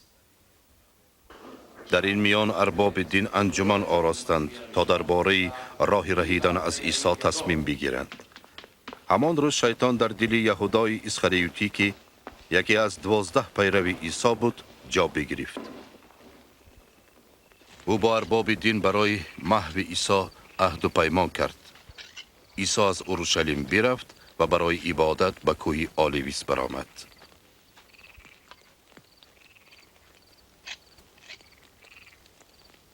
دعا خانه تا با وسوسه شیطان نافتید.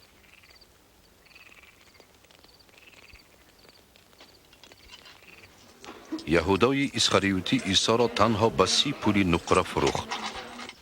چون عیسی می‌دانست که وهله مرگ او برای گناهان آدمی نزدیک می شود، به نیایش آغاز کرد.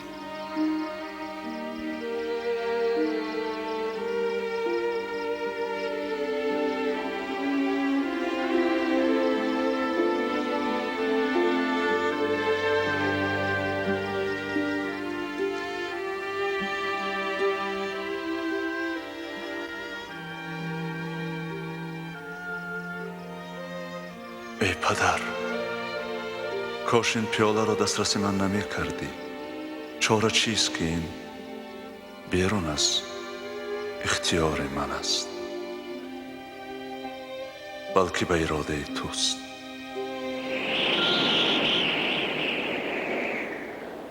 و آنگاه فرشته آسمانی حاضر شد تا عیسی را تقویت نماید. و عرق جبین عیسی مثل قطره های کلان خون بر روی زمین چکید.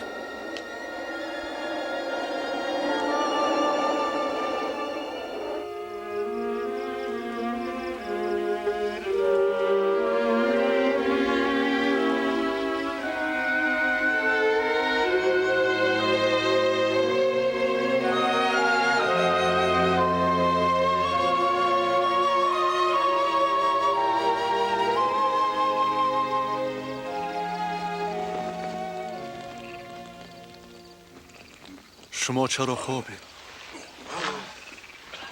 برخیزید، عبادت کنید تا اسیر نفس خود نشوید.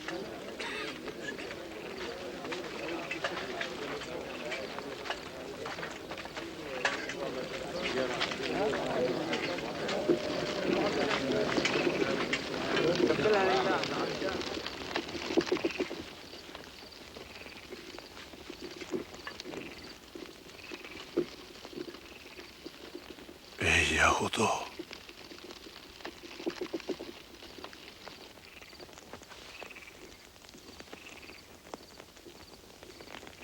ورنه به این بوسه به من خیانت میکنی. با شمشیرش مگر بزنیم؟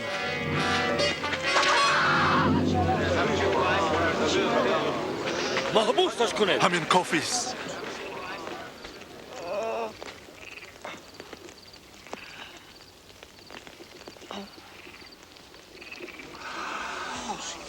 معجزه. مگر من راهزنم که شمشیر به دست به سر من آمدید؟ هر روز با شما در معبد بودم، دست به من دراز نمی کردید. اینک نوبت شماست که نیروی ظلمت حکم راند.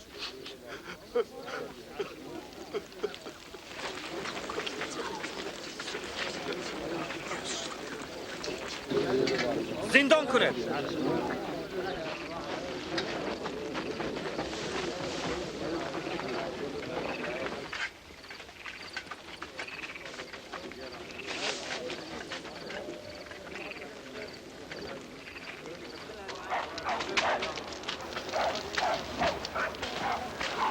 زیر نظارت گیرید. سربازان او را به دربار بردند و بسی تحقیر و ایتابش کردند. بگوی تو چگونه شاه هستی؟ انا قبای شاه. این قبای شاه. با ما چیزی بگوی. در باریان از کجا باشم؟ این هم همراه عیسی بود. من او را هرگز ندیدم. آنها را همراه دیدم.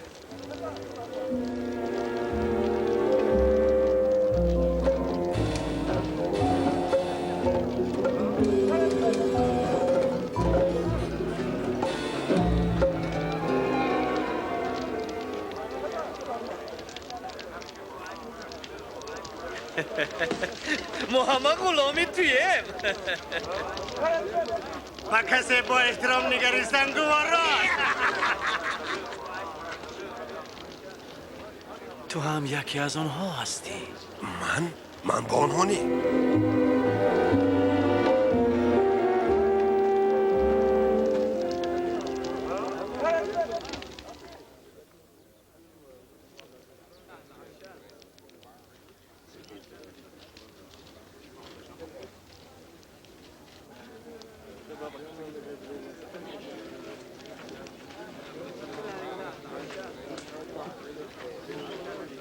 من خوب در خاطر دارم که این آدم با عیسی بود.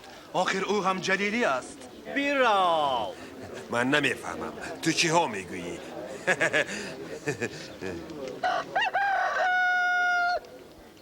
عیسی برگشت و به بطرس نظر انداخت و آنگاه بطرس سخن خداوند را به خاطر آورد که گفته بودش: تا جیغ خروس تو 3 بار دانستنی مرا انکار خواهی کرد.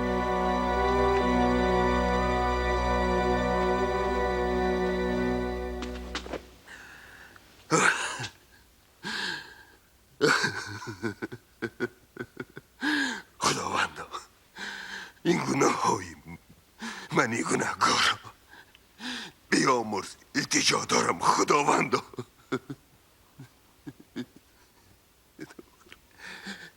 اجداد ما را آمرزیده بودی گاهی که آنان منکری کلام تو می شدند، حتی گاهی که به آنان خشم می آوردی نابودشان نمی کردی. از رحم مهر برایشان رحم می کردی. مرا این بنده خود را هم ببخشای خدایا، ببخشای.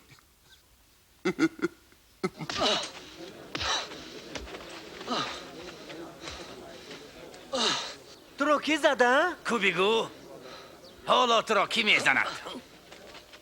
ایستید. ایستید میگویم. او را به شورا برید.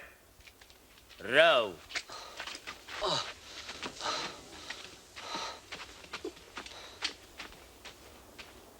ارباب کشیش برای بازپرسی عیسی گرد آمدند.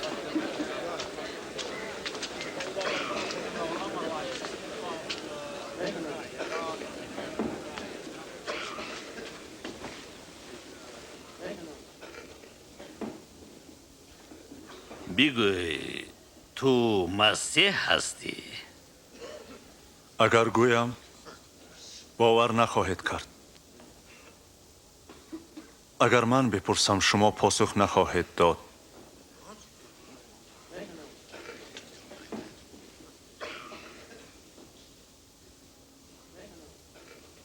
اما بعد از این پسر انسان از پهلوی راست قدرت یزدانی خواهد نشست. پس تو پسر خدایی؟ تو خود این را گفتی.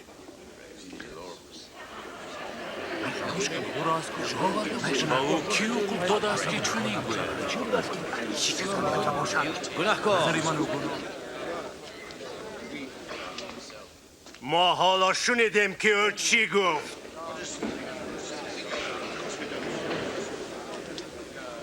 او را نزد پیلات میبریم. 2 روز تو را داوری باید کرد.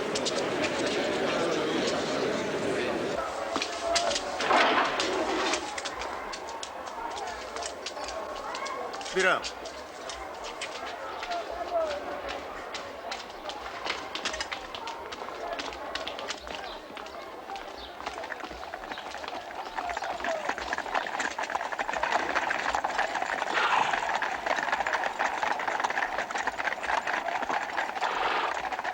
و او را نزد پیلات، یکی از بی‌رحم‌ترین قیصران روم که هزاران آدمان را بر خواجه اعظم کشیده بود آوردند. در این صبح دم شما از من چی میخواهید؟ ما شبگر را به نزدت آوردیم. وی آدمان را گمراه میکند. به او چی جزا میدی؟ زندان کنید. سبب ندیدم تا او را جزا دهم. سبب نیست. گناه او این است که مردم را از باج دادن به قیصر من می نماید. من میگوید مسیحم، پادشاهم. شاه؟ تو شاه یهودانی؟ بله همانم. در جلیل شروع کرده بود اکنون اینجا رسید. در جلیل؟ مگر این مرد جلیلی است؟ پس بگذار شاه هرات جزایش بدهد. هرات حالا در اورشلیم است ها؟ نزد هرات بر.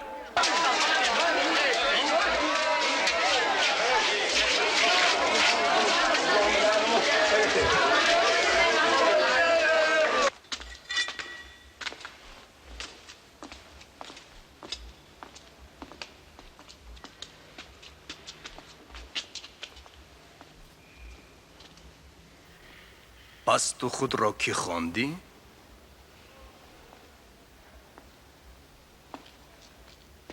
و آن پیروان تو کیستند؟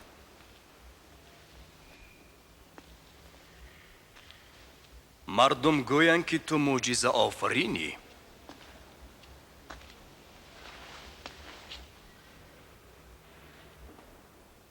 کو معجزه کن؟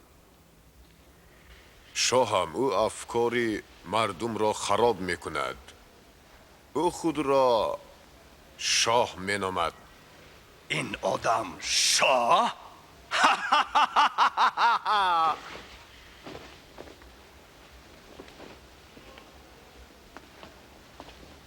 اعلی حضرتم، او را جزا دهید.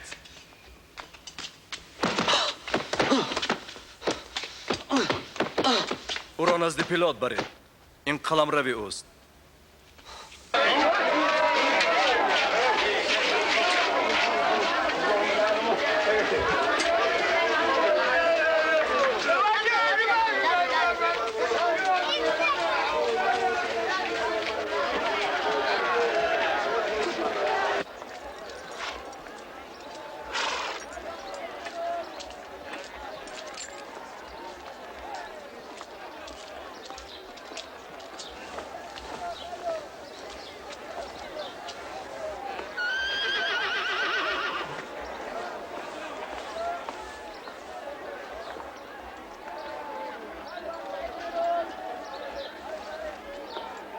ولی گناه او چندان زیاد نیست.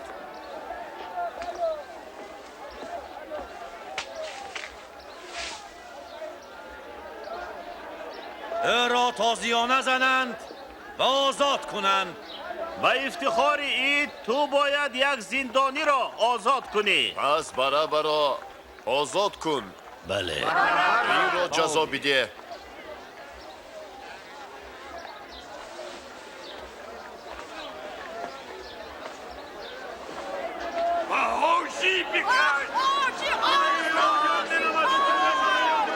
آی تو زنیدش.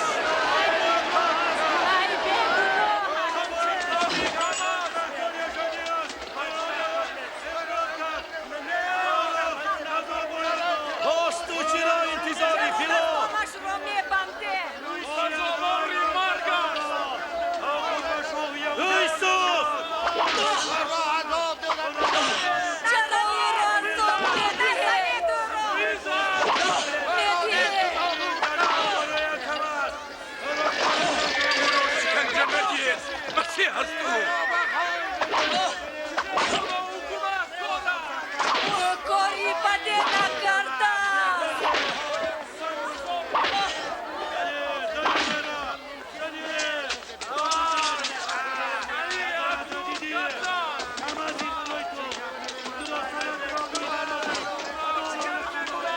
بردارید. ولی ازدحام جاهل نعره می کشیدند که عیسی را به خاج اعظم کشند. پیلات راضی شد و امر کرد که عیسی را بکشند و فرمان داد برابر را با خواهش اکابر و اعیان آزاد کنند. همان برابری که برای عصیان و کشتار زندان شده بود. همچنین پیلات فرمان به خاج اعظم کشیدن عیسی را بداد.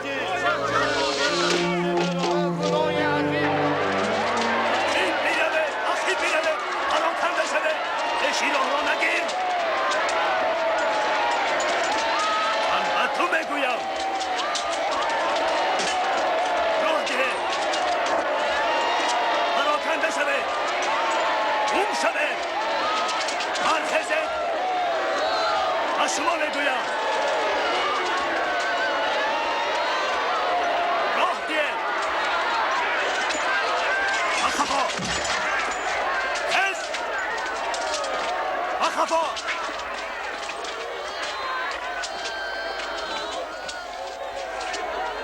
آی نامی تو چیست؟ من شمعونی کروانی هم. و اینجا بیا. بندها را میبوره. پراکنده شود. راه گید و پیش. اخفا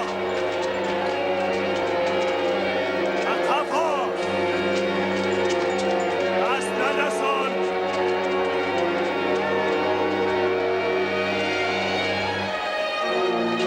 راه گید.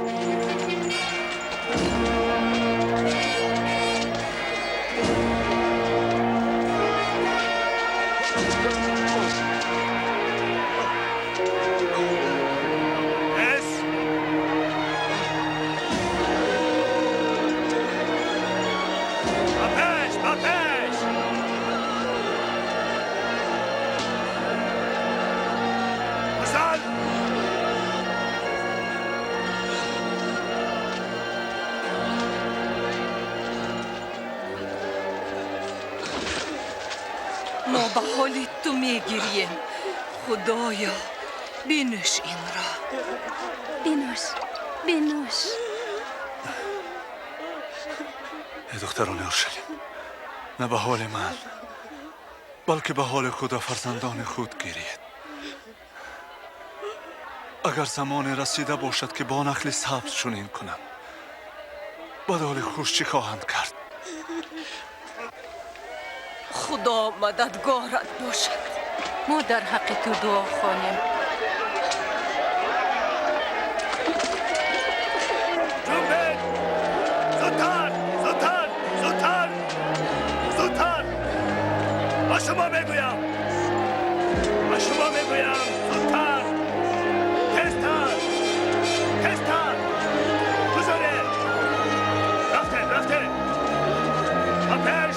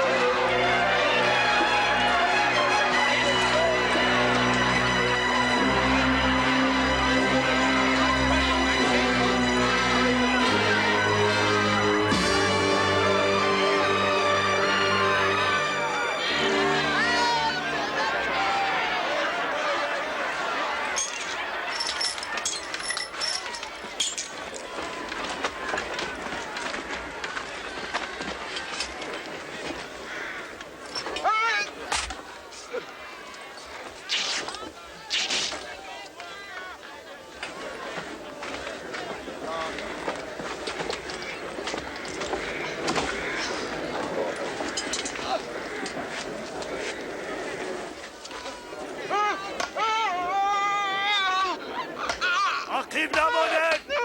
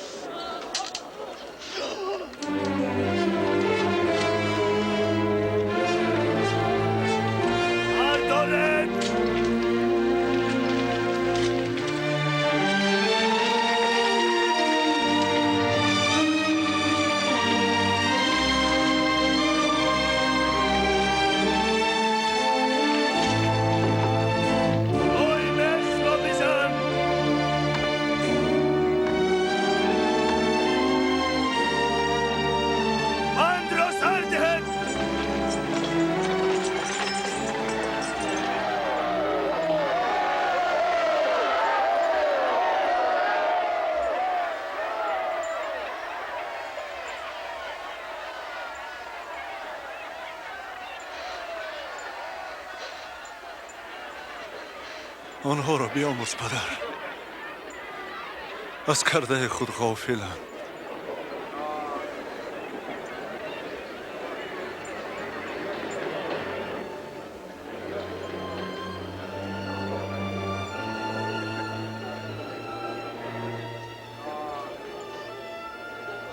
او دیگران را نجات میداد، خود را هم نجات دهد.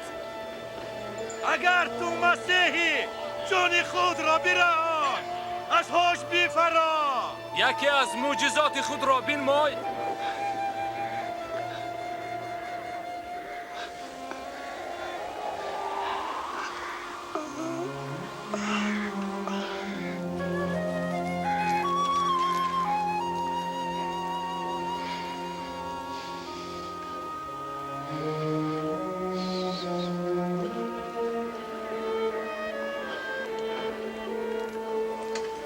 آنچنان که در صفحه قسمت بود، عیسی در بین دو راهزن به خاک کشیده شد.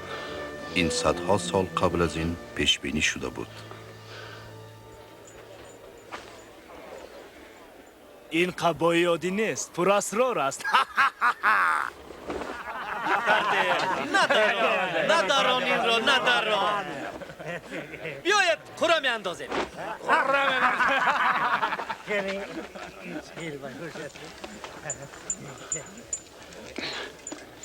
اوه خوشتاله بودایی. تو اکنون این قبا رو چی میکنی؟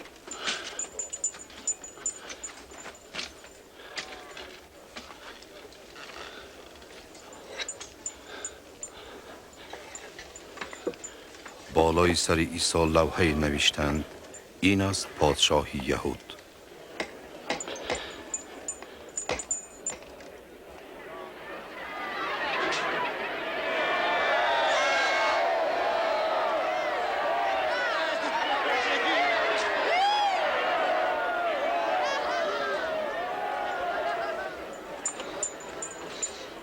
اگر شاه یهود باشی خود را نجات ده.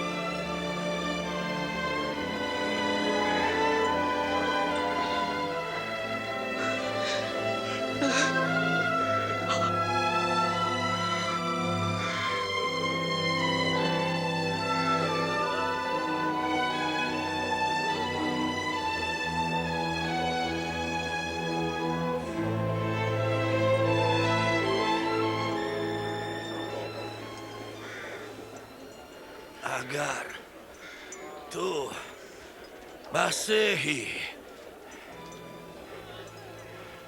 خود را نجات ده و ما را اینچنین از خدا بترس. آخر او هم جزا می‌بیند ولی کاری بده نکرده.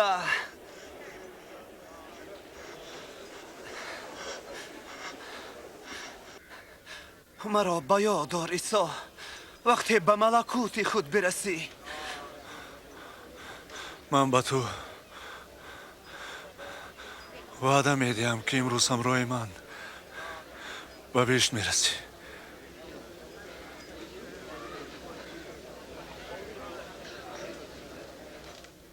نیمی روز بود ولی ناگاه خورشید تیره گشت و پرده ظلمت روی زمین را گرفت و تاریکی 3 ساعت بماند.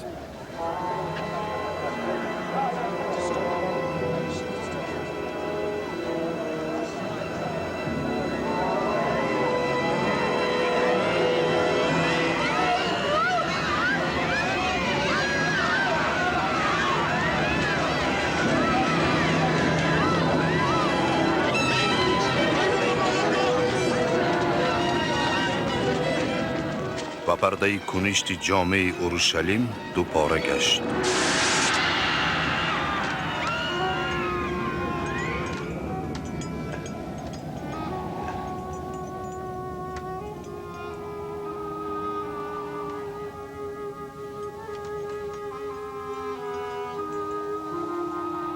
ای پدر،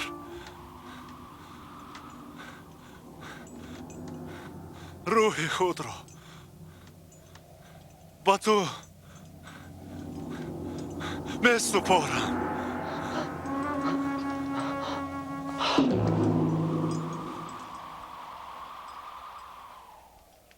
قضا را افسر پس از دیدن حادثه خداوند را ستایش کرد و بگفت: خدا را شکر، این آدم در حقیقت پاک بوده است.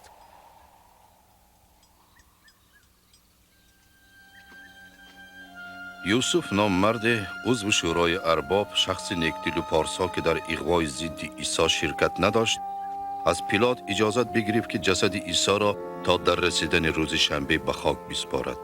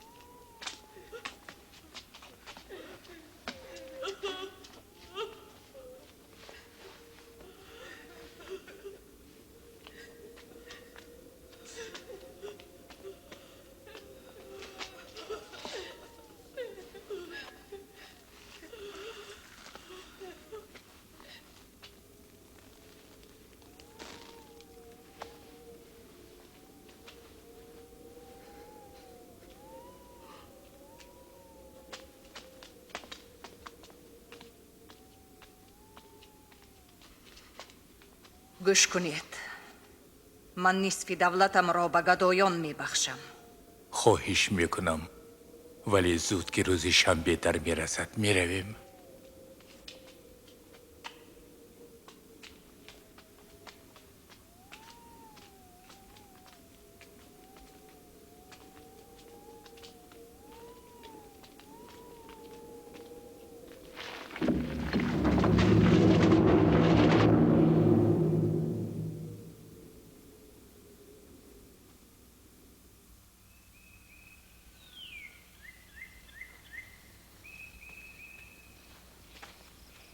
سحری روز شنبه زنها عطریات آماده کرده خود را برداشته به سر قبر آمدند و سنگ را از سر قبر غلطیده دیدند.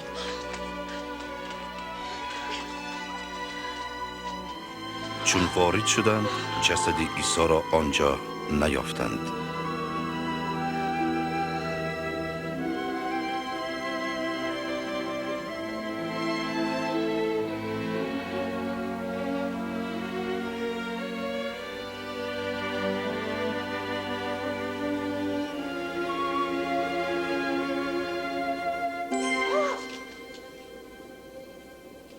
چرا زنده را میان مردگان می جویید؟ او اینجا نیست. او احیا شد و یاد آرید که وقتی در جلیل بودنش چی گفته بود؟ پسری انسان به دست گناهکاران بیفتد، به حاج کشیده شود و روز سیوم احیا شود.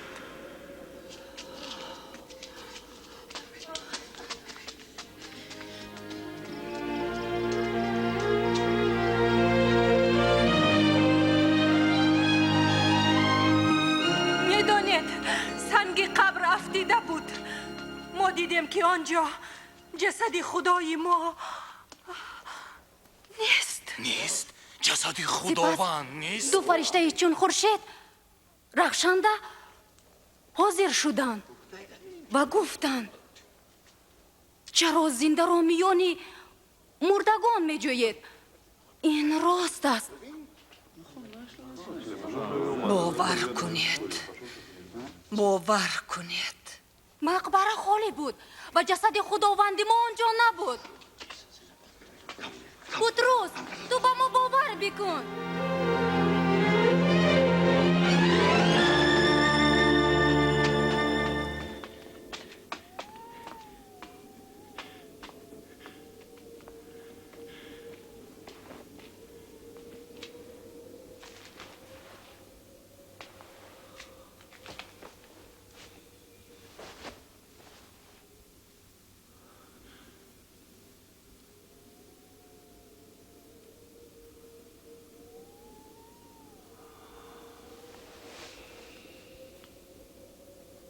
عیسی خداوند منظور دو شاگردش شد و آنان آشفته نزد شاگردان دیگر آمدند. خداوند در حقیقت احیا شد.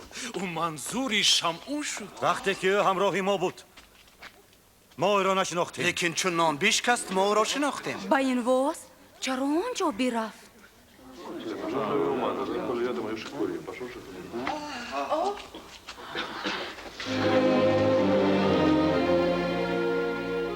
آباد باشید.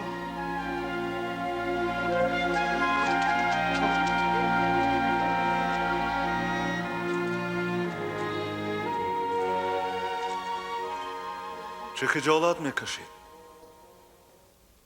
و وهم دل شما از چیست؟ این منم.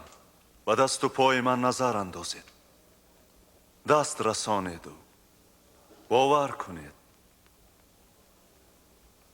زیرا روح جسم استخوان ندارد، همچنان که در من میبینید. آنچه به شما گفتم همان شد. وقتی که با شما بودم هر آنچه در حق من در تورات موسی و مصحف انبیا نوشته اجرا شد. نوشته این بود: مسیح رنج برد و روز سیوم از بین مردگان برخیزد و به نام او از اورشلیم شروع کرده تا همه کشورهای جهان همه گناهان آمرزش بیابند. شما شاهد اینید که من موعود پدرم را به شما میفرستم، اما شما در شهر باشید تا قدرت خدا به دل شما اثر کند.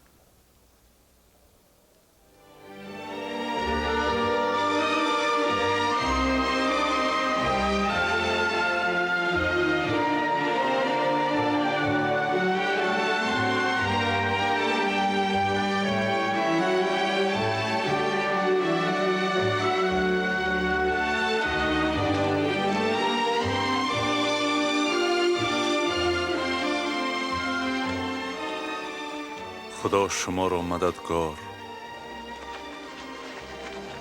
پروردگار شما را در پناهش نگاه دارد و من در زمین و آسمان قدرت بی پایان داده شده. اینک بروید و همه امتها بیاموزانید. آدمان را به نام پدر و پسر و روح القدس غسل تعمید بدهید. آنچه را که من تعلیم دادم بجا آورند. پس از این من همیشه با شمایم تا فرجام روزگار. آمین.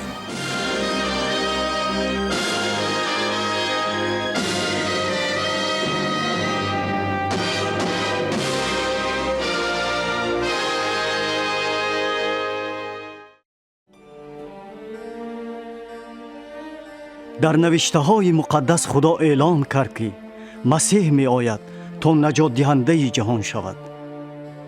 حیات عیسی شهادت می دهد که او در حقیقت آنی است که پیغمبران پیشگویی کرده بودند. ишаё пешгӯӣ кардааст ки бокираи обистан шуда писар хоҳад зоид. пас аз асрҳо тавлиди исо иҷроиши он пешгӯӣ буд. навиштаҳои муқаддас эълон карда ки муқаддаси тавлидшаванда писари худо номида мешавад. ин маъно дорад ки исо аз ҷиҳати рӯҳонӣ на ҷисмонӣ писари худо номида мешавад. мо инро мебинем дар он ки ӯ чӣ гуна ҳаёт гузаронд.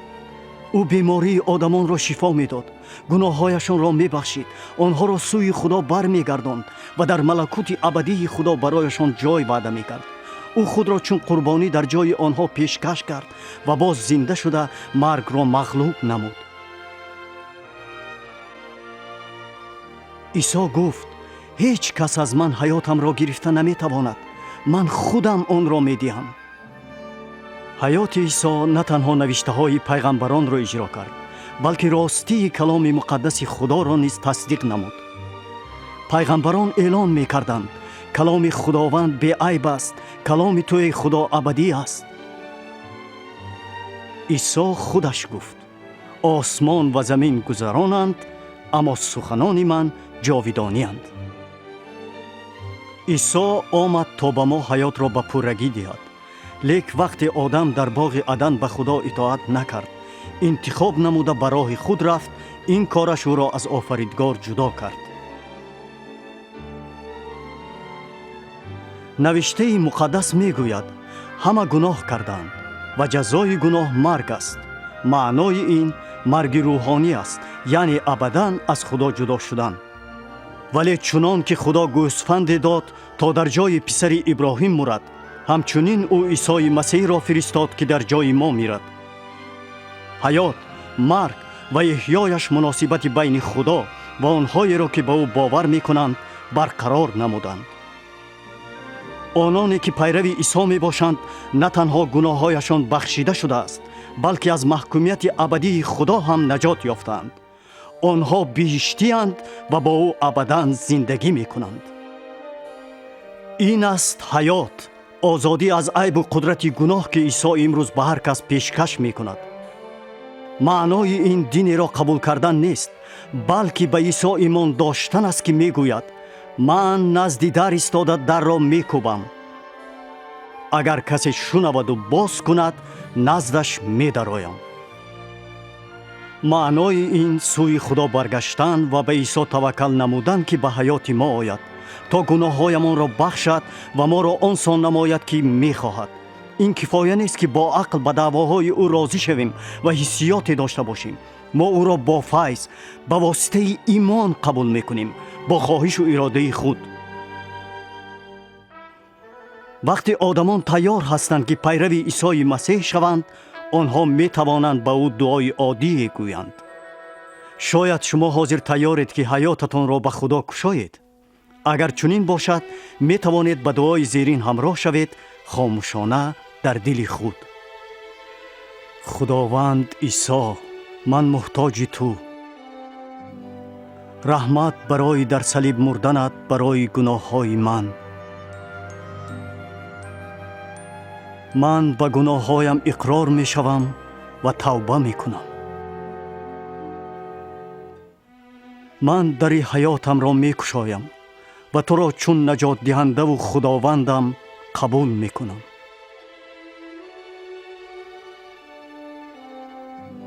раҳмат барои бахшидани гуноҳҳои ман ва додани ҳаёти абадӣ.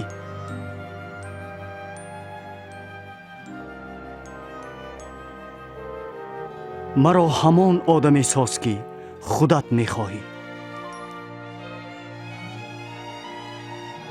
чун ман пайрави ту мешавам. омин.